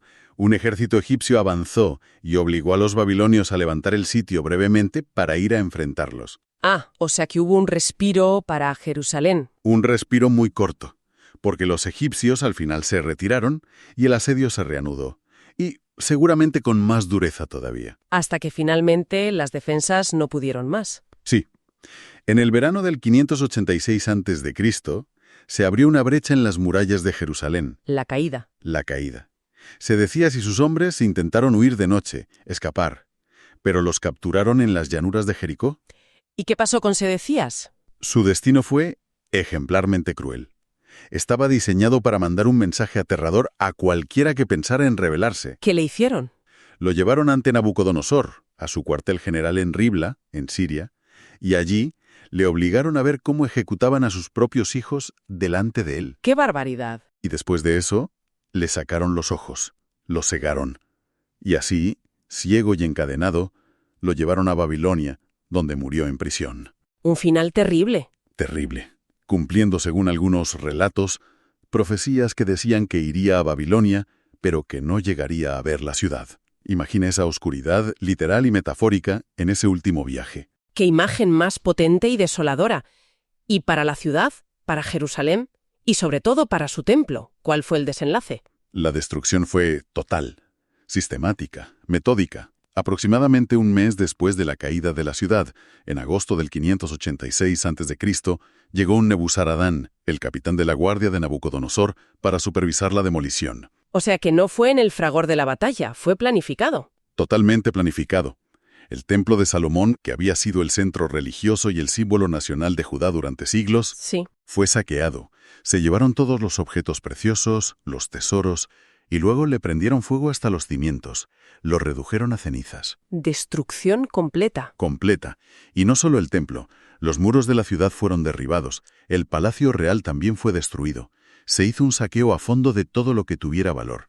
Jerusalén quedó, reducida a ruinas humeantes. ¿Y el reino de Judá como tal? Desapareció. El territorio fue desmembrado.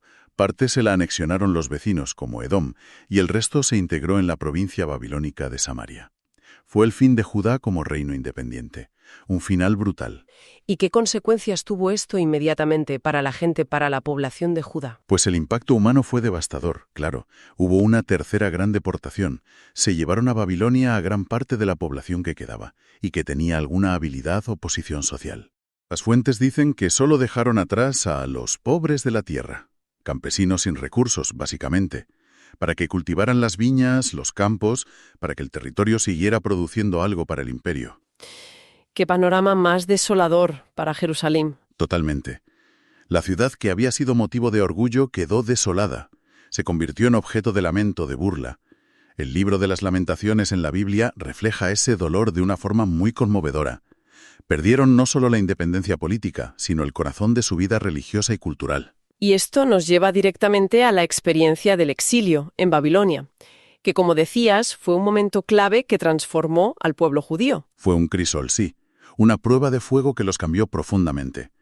Primero, hay que decir que no los metieron a todos en un mismo sitio, como a veces se piensa. Ah, no. No, los dispersaron en varias comunidades por Mesopotamia, en lugares como Nippur, Tel Mela y otras ciudades. O sea que no estaban juntos. Estaban dispersos. Y al principio, como decíamos, había falsas esperanzas. Volveremos pronto. Dios intervendrá. Sí, lo mencionaste antes con Jeremías. Exacto.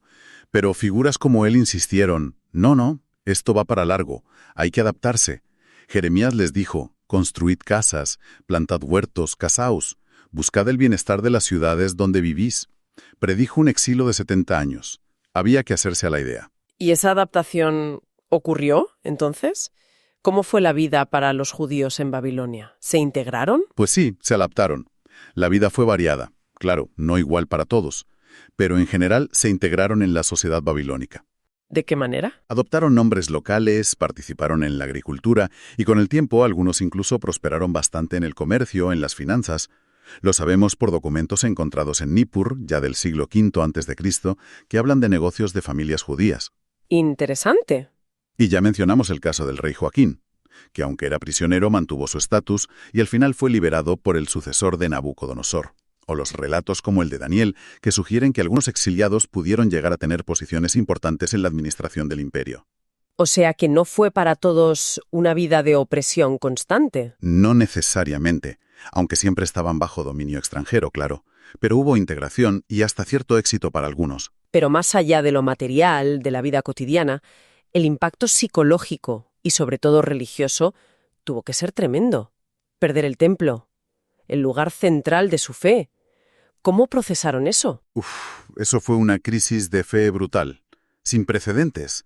La humillación, la angustia, eran profundas. La pregunta era, ¿cómo ha podido Dios permitir que destruyan su propia casa, su templo? Una pregunta demoledora. Totalmente.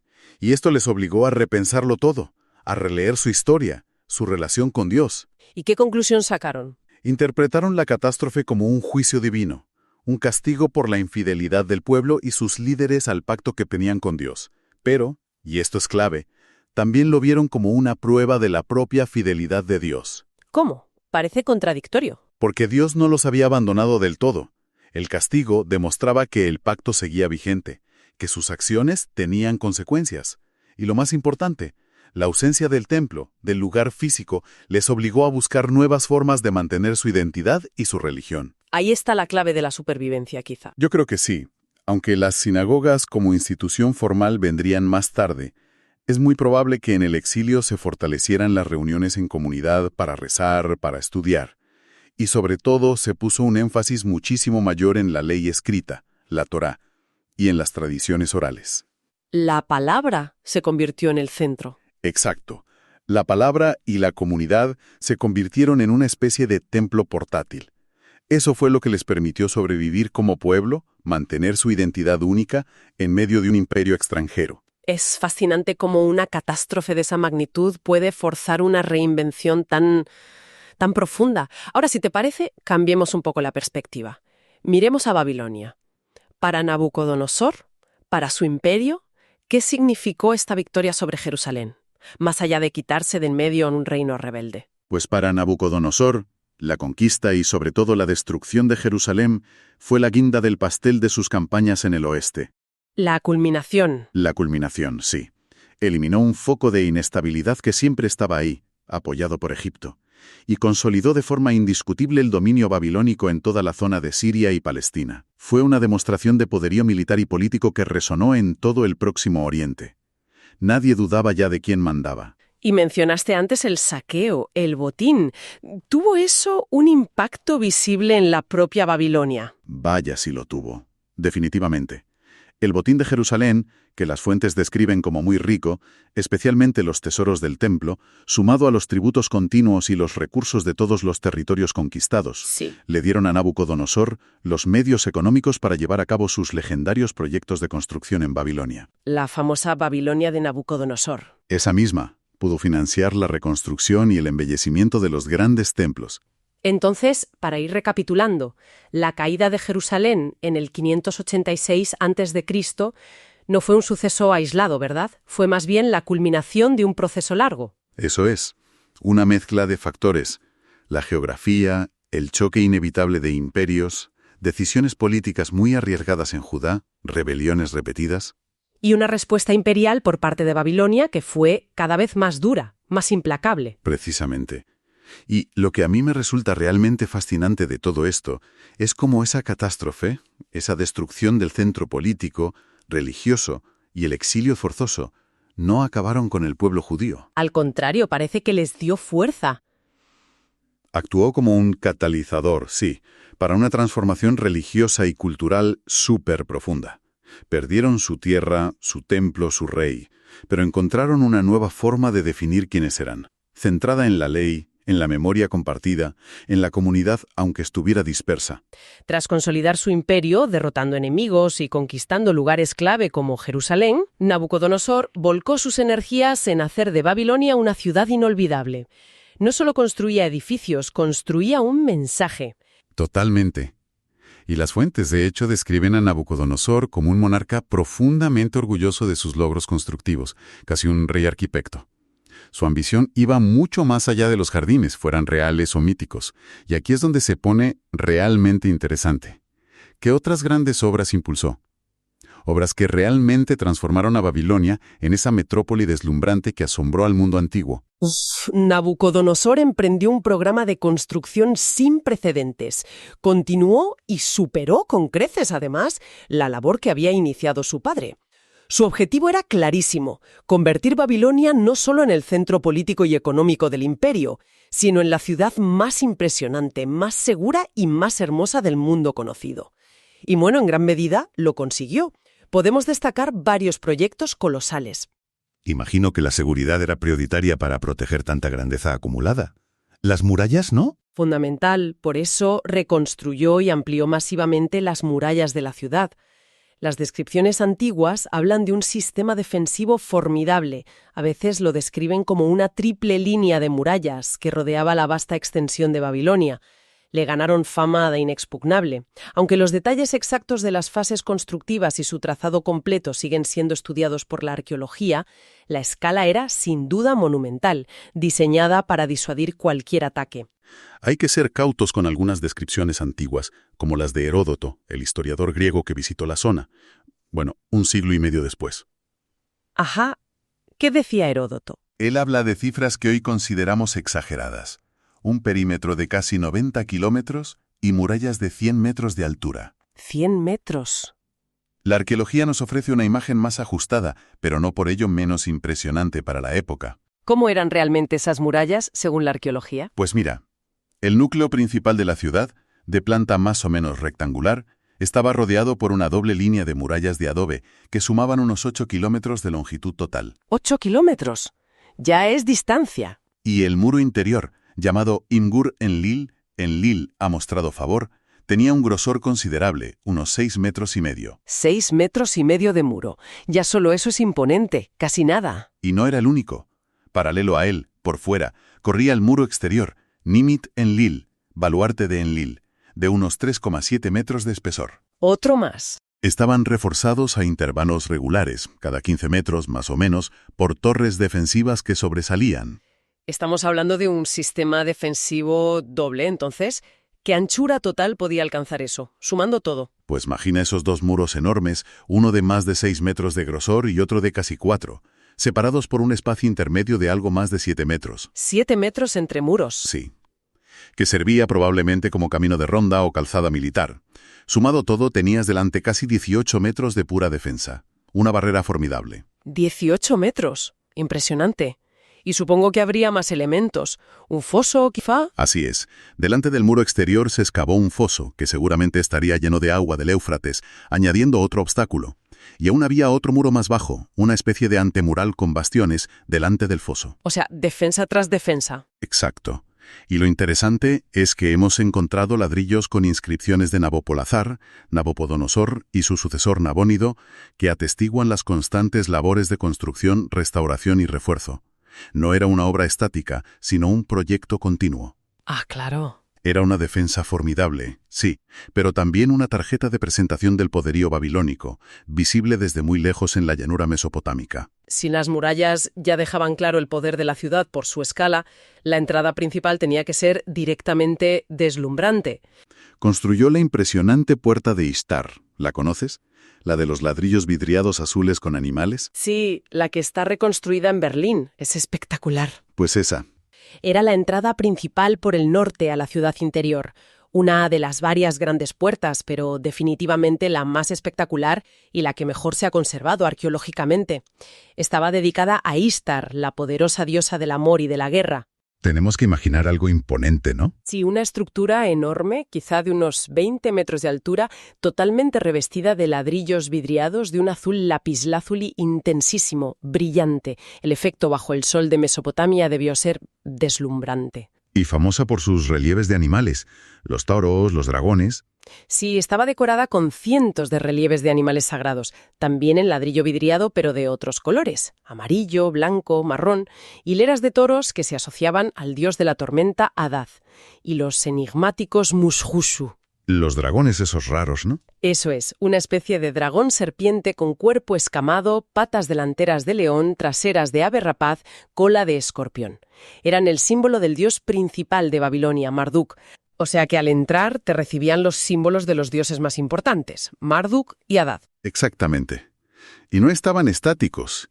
Se representaban avanzando en hileras procesionales, parsimoniosos pero imponentes, hacia el interior de la ciudad.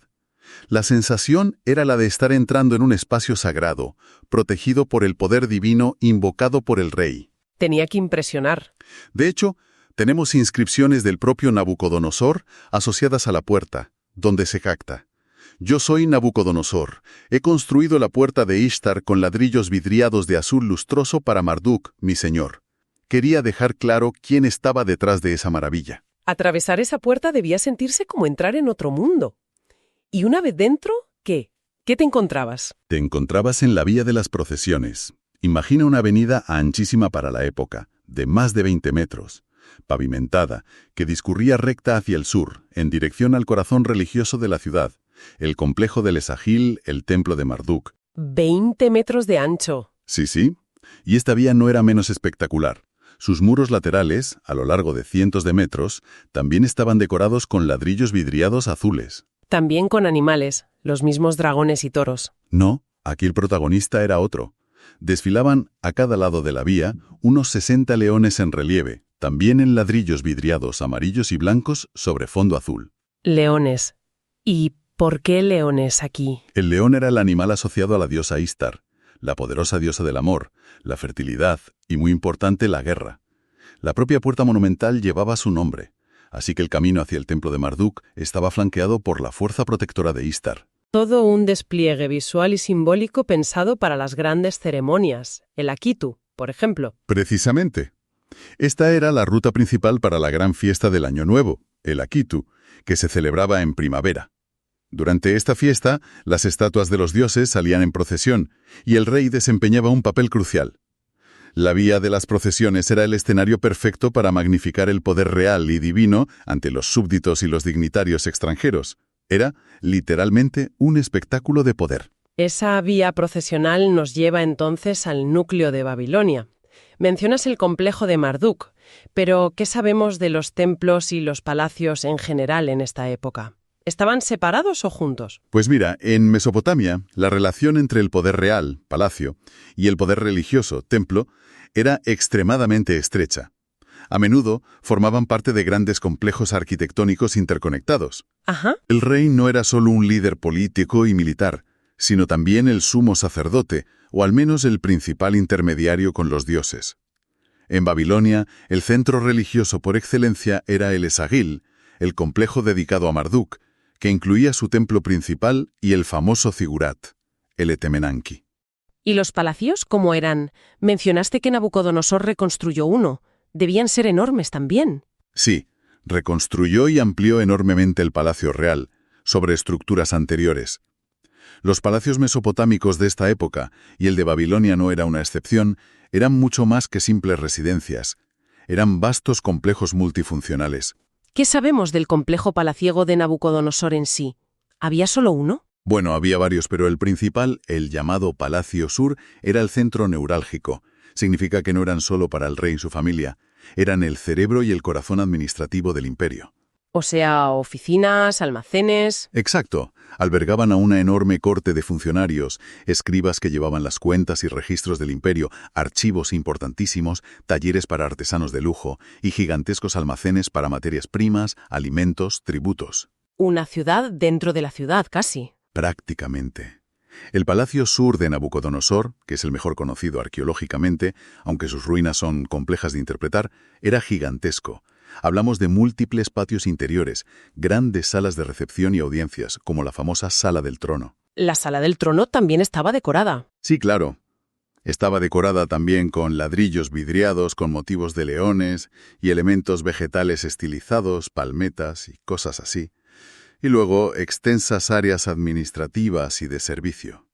Su escala y complejidad reflejaban directamente el alcance del poder y la riqueza del imperio que gobernaba Nabucodonosor. Era otro escenario para proyectar la majestad real.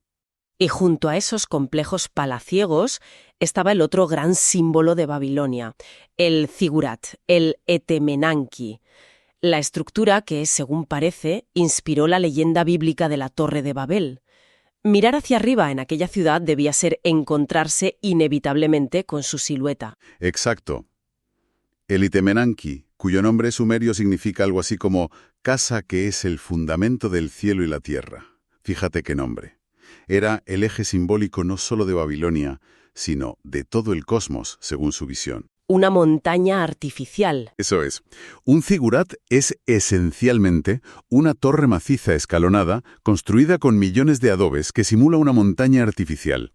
Su propósito fue religioso, crear un punto de conexión entre el mundo terrenal y el plano divino.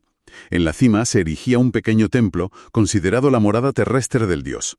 Y de ahí la conexión con Babel. Su imponente presencia física, dominando el paisaje urbano, es casi seguro la inspiración directa para el relato de la Torre de Babel, que encontramos en el Génesis. Es interesante cómo se tergiversa el significado original en el relato bíblico. Le dan la vuelta completamente. Sí, hay un juego de palabras muy intencionado por parte del autor bíblico. Toma el nombre de la ciudad Babel, que en acadio, Babilum, significa puerta de Dios o puerta de los dioses, un nombre con connotaciones sagradas y positivas para los babilonios. Claro. Pero el autor hebreo lo asocia fonéticamente al verbo hebreo balal, que significa confundir o mezclar.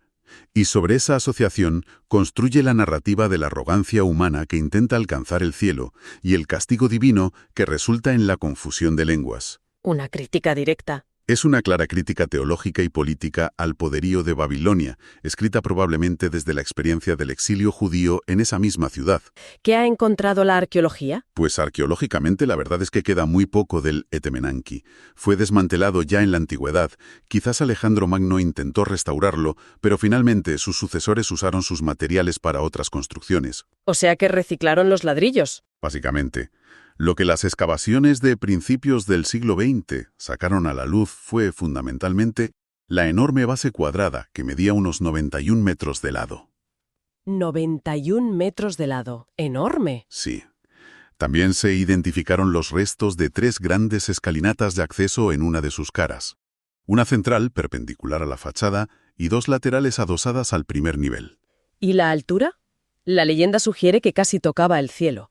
¿Se sabe algo más fiable? Aquí hay debate. Existe una fuente escrita tardía, una tablilla cuneiforme del siglo III a.C., hallada en Uruk, conocida como la tablilla del Esagil, Ajá. que describe el complejo de Marduk y da medidas precisas para el zigurat. Según esta tablilla, tendría 7 niveles en total, contando la base y el templo superior, y alcanzaría una altura de 90 metros, exactamente igual que la medida de su base. 90 metros. Eso sí es tocar el cielo, casi. Sí, pero análisis de ingeniería estructural modernos ponen en duda que una estructura tan masiva, hecha principalmente de adobe, ladrillos de barro secados al sol, pudiera alcanzar esa altura de forma estable. Claro, el material es un límite. Exacto.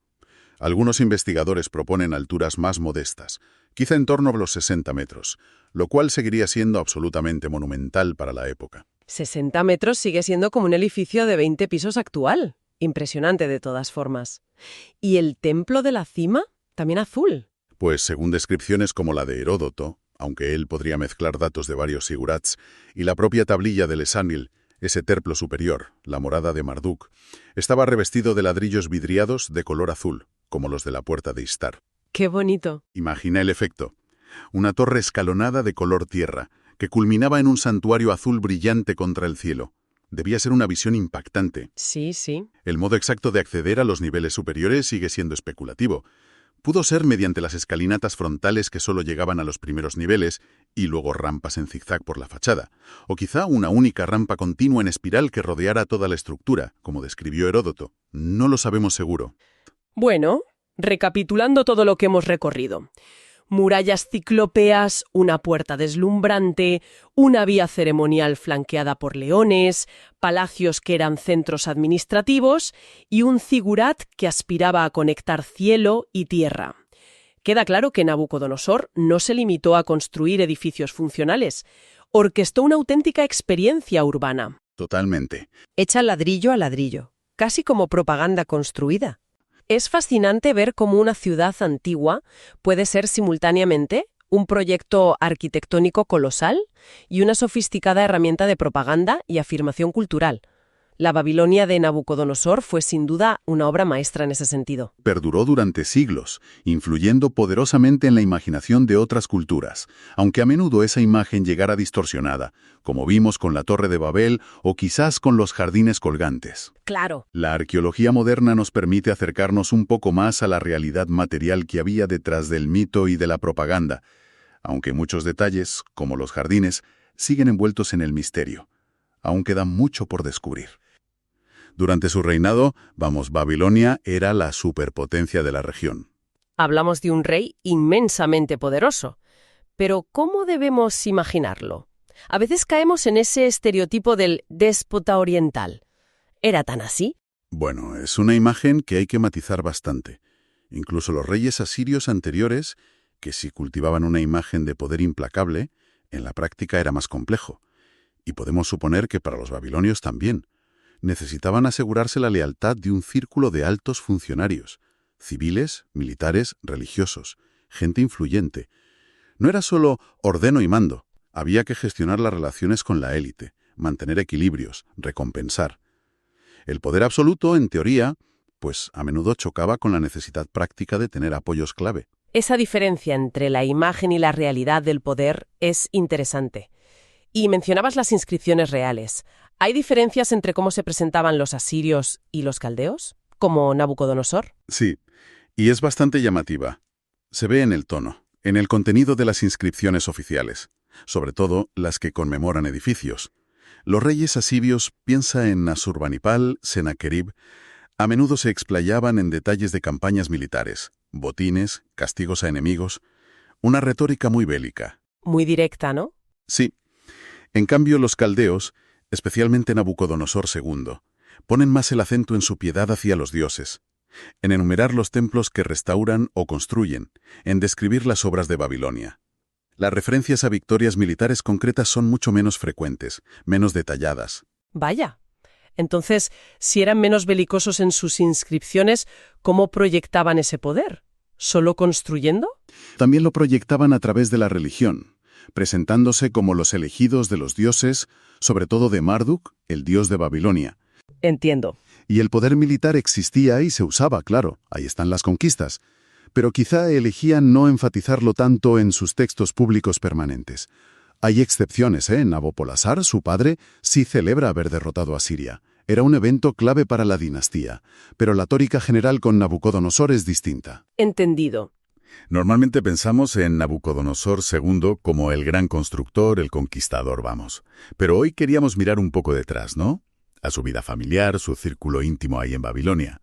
Las fuentes, bueno, son fragmentarias, a veces casi leyendas. Sí, es un reto, la verdad, porque tenemos muchas inscripciones suyas de Nabucodonosor, pero se centran muchísimo en su piedad, en las construcciones, su relación con los dioses, Marduk, Nabu. Claro. Pero dejan muy poco espacio a lo personal, a la familia, de forma explícita. Casi parece que esa ausencia refuerza la imagen oficial. Un rey legitimado por su servicio a los dioses y sus obras, más que por la sangre o la vida privada. Interesante eso. Y sin embargo sí que hay una figura que emerge, ¿no? Aunque sea un poco entre brumas legendarias. Su esposa, Amitis, y esa conexión con los jardines colgantes. Exacto, los jardines. A ver, su historicidad como tal en Babilonia es, bueno, muy debatida, ¿eh? Y lo significativo, más allá de si fue real o no, es que es de las poquísimas veces que se vincula una obra tan grande del rey a un motivo, pues eso, personal, casi íntimo, el cariño por su esposa. Es como una pequeña ventana, legendaria, pero ventana al fin y al cabo. Una ventana, sí. Nos da una pista humana. Pero, bueno, ¿qué podemos saber del día a día en el palacio? De esa familia que, al final, tenía que asegurar la continuidad del imperio. Amitis, como reina, su esposa principal, ¿no? Su rol en ceremonias y como madre de los herederos era central. Pero no solo era política. Los hijos eran esenciales para el culto a los ancestros. Debían realizar los rituales funerarios periódicos, los kispu. Aquí la clave es que el poder de Nabucodonosor no era solo terrenal. Su destino eterno, su bienestar en el más allá, dependía literalmente de que sus descendientes realizaran estas ofrendas. Esto añade una capa de ansiedad, digamos, existencial a la presión política por tener herederos. La falta de descendencia era vista como una gran desgracia. ¿Y los hijos? ¿Quiénes eran? ¿Cómo era crecer siendo hijo de Nabucodonosor? Suena intenso. Pues sí, intenso seguro. Conocemos al menos a Amel-Marduk, que de hecho le sucedió, aunque por poco tiempo. Y hay menciones a otro hijo, Marduk-Nadin-Agi. Vale. Los detalles de su vida son escasos, claro, pero podemos imaginar que crecieron inmersos en todo el protocolo de la corte. Rituales, audiencias, estaban preparándose para asumir roles de poder. La estructura familiar en Mesopotamia, como vemos ya en códigos como el de Hammurabi, era muy patriarcal. El padre con mucha autoridad. Muchísima. Y el matrimonio y, sobre todo, tener descendencia masculina era vital. Vital para la dinastía, para asegurar que Babilonia seguía teniendo el favor de los dioses. La familia real tenía que proyectar eso: poder, orden, continuidad. Eso conecta con una duda que a veces surge con estos reyes tan poderosos. ¿Se le veía a Nabucodonosor como un dios en la tierra, como pasaba con los faraones en Egipto? Muy buena pregunta. Y aquí la diferencia es clave. En Mesopotamia, la norma general, lo habitual, era que el rey no era un dios. ¿No? No, hubo excepciones, muy puntuales y muy antiguas, como Naram-Sin de Akkad siglos antes o algunos de Ur III. Pero no parece que fuera el caso de esta dinastía, la neobabilónica. Nabucodonosor era el elegido de los dioses. El elegido. Exacto, su representante máximo aquí abajo, el encargado de mantener el orden, el cosmos, construyendo templos, haciendo rituales. Su poder era enorme, claro, pero venía de esa elección divina, no de que él mismo fuera divino. Era el gran intermediario. Entiendo. Es una diferencia fundamental. O sea que al final la imagen que nos queda de la familia de Nabucodonosor es, un poco como un mosaico al que le faltan muchas piezas, ¿no? Sí, totalmente. Tenemos una reina, Amitis, ligada a una leyenda preciosa pero incierta. Unos hijos que sabemos que existieron, preparados para seguir la línea dinástica dentro de una estructura muy marcada. Y todo eso dentro de una corte donde lo que primaba era la imagen pública, la piedad del rey, sus construcciones, la tradición. Lo personal quedaba muy eclipsado. Exacto. La figura pública del rey piadoso, constructor, es la que domina por completo los registros. Se presenta como ese pilar fundamental, el garante del pacto con los dioses. Pero su vida privada, sus relaciones, permanecen bastante ocultas, quizás deliberadamente, para reforzar ese rol oficial. Claro, la función por encima del individuo. Eso es, su legitimidad estaba ahí, en esa función sagrada y terrenal a la vez. Ya veo. O sea, para su pueblo, Nabucodonosor no era solo un rey fuerte, sino el artífice de una época dorada. Un líder que les dio orgullo, poder y una identidad cultural y religiosa muy sólida. Exacto, un símbolo del apogeo babilónico. Bien, dejemos esa visión interna y, demos un giro de 180 grados. Porque para los pueblos conquistados, la memoria suele ser muy, muy distinta. Y en el caso de la tradición hebrea, esto es clarísimo. Clarísimo, sí. Aquí la imagen que predomina, la más fuerte, es la del conquistador implacable, el rey que destruyó Jerusalén y su templo en el 586 a.C. Y no solo eso, claro, fue quien se llevó a gran parte del pueblo de Judá al exilio en Babilonia. Un trauma nacional profundísimo, que todavía se recuerda cada año en el ayuno de Tisha B'Av. Una imagen terrible, sí. El destructor, el causante del exilio. Pero a la vez, es un instrumento de Dios. Es confrontado por la fe de los exiliados y al final es humillado hasta reconocer al Dios de Israel. Destructor, sí, pero también testigo de ese poder. Exactamente, esa dualidad, destructor y testigo forzado. El trauma histórico está ahí, imborrable, pero también se convierte en una prueba teológica. Fascinante esa tensión. Vale. Salgamos ahora de Babilonia y Judea. ¿Cómo trascendió su figura más allá? En el tiempo, en otras culturas como la griega. ¿Qué imagen llegó? Pues también dejó huella en el mundo grecorromano, aunque de formas diferentes. Historiadores como Heródoto, aunque no se centra muchísimo en él, sí describe la grandeza de Babilonia, su tamaño, sus costumbres. Eso ya ayudó a crear esa imagen de ciudad poderosa y exótica para los griegos.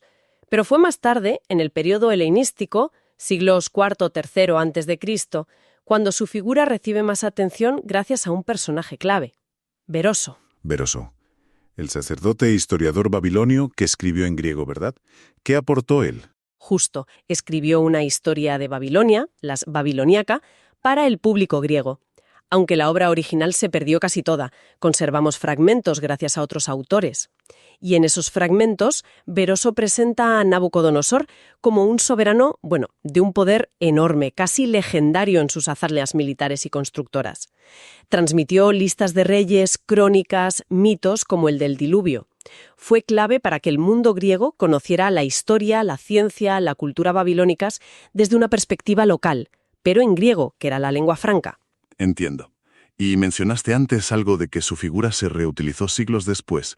¿Cómo fue eso? Sí, eso es muy interesante. Siglos más tarde, cuando Mesopotamia estaba bajo dominio seleucida, o sea, griego, parece que la figura de Nabucodonosor se recuperó.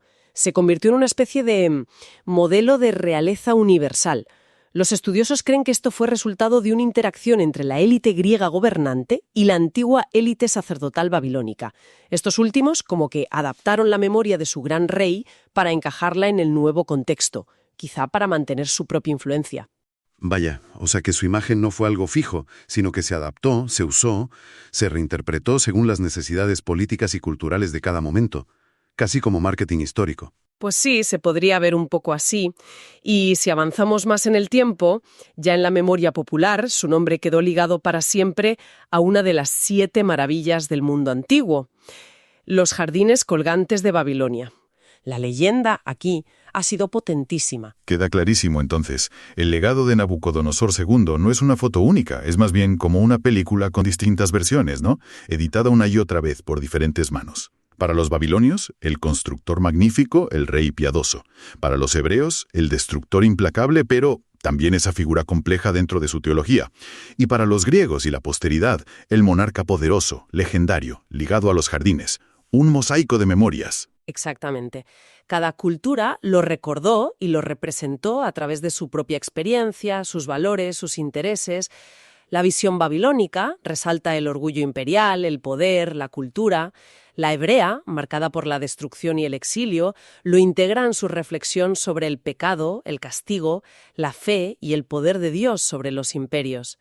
Y la griega y posterior, lo usa como modelo de rey oriental, lo admira, lo envuelve en leyenda y maravilla.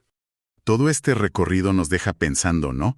¿Cuánto de la fama de estas grandes figuras históricas se debe a sus hechos reales, a lo que podemos comprobar, y cuánto a las historias que se cuentan sobre ellas después?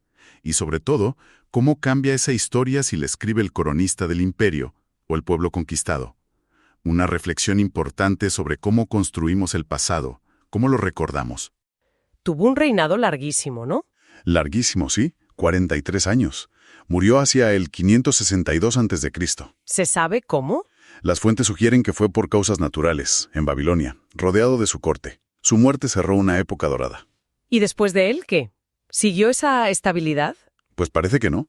La estabilidad se quebró bastante rápido. Le sucedió su hijo, Amel-Marduk.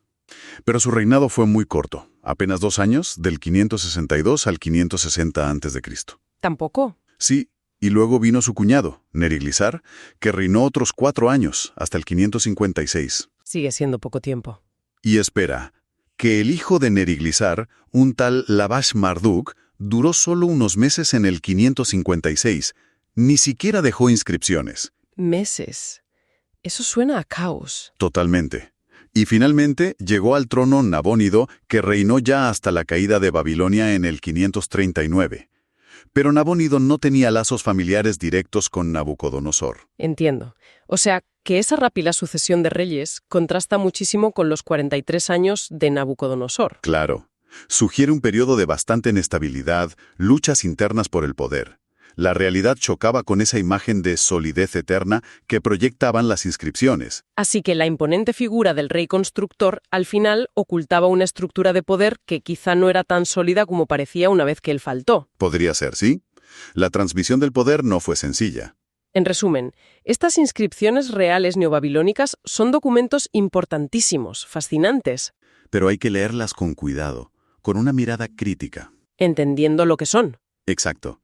Son un espejo de la ideología de la realeza. Piedad, poder a través de la construcción, conexión divina, pero no son un reflejo fiel de la historia política o social tal cual ocurrió. Son una ventana a cómo estos reyes querían ser vistos, por los dioses y por la posteridad. Justo eso, el cómo deseaban ser recordados. Y eso, nos deja una reflexión final interesante, ¿no? Para quienes nos escuchan. A ver. Si pensamos en esa búsqueda consciente de la fama eterna, con tantas construcciones, tantas inscripciones, ¿lo consiguieron? ¿Lograron realmente su objetivo? Es una buena pregunta. Porque hoy, la fama enorme de Nabucodonosor II quizá no viene tanto de estas inscripciones que él mismo encargó, Claro, viene mucho de fuentes externas. como los textos bíblicos, por ejemplo, que a menudo dan una imagen muy distinta, a veces incluso muy crítica. Sí, es verdad. La Biblia ha sido un vehículo potentísimo para su memoria, aunque no siempre en los términos que él habría deseado. Es curioso cómo se construye la memoria histórica, ¿verdad? A veces sigue caminos que los propios protagonistas no esperaban. Da que pensar. Totalmente. La posteridad tiene sus propias reglas. Pues con esa reflexión sobre la memoria y el legado llegamos al final. Ha sido un placer. Una reflexión final perfecta sobre la larga sombra de Babilonia. Hasta nuestra próxima exploración. Hasta la próxima.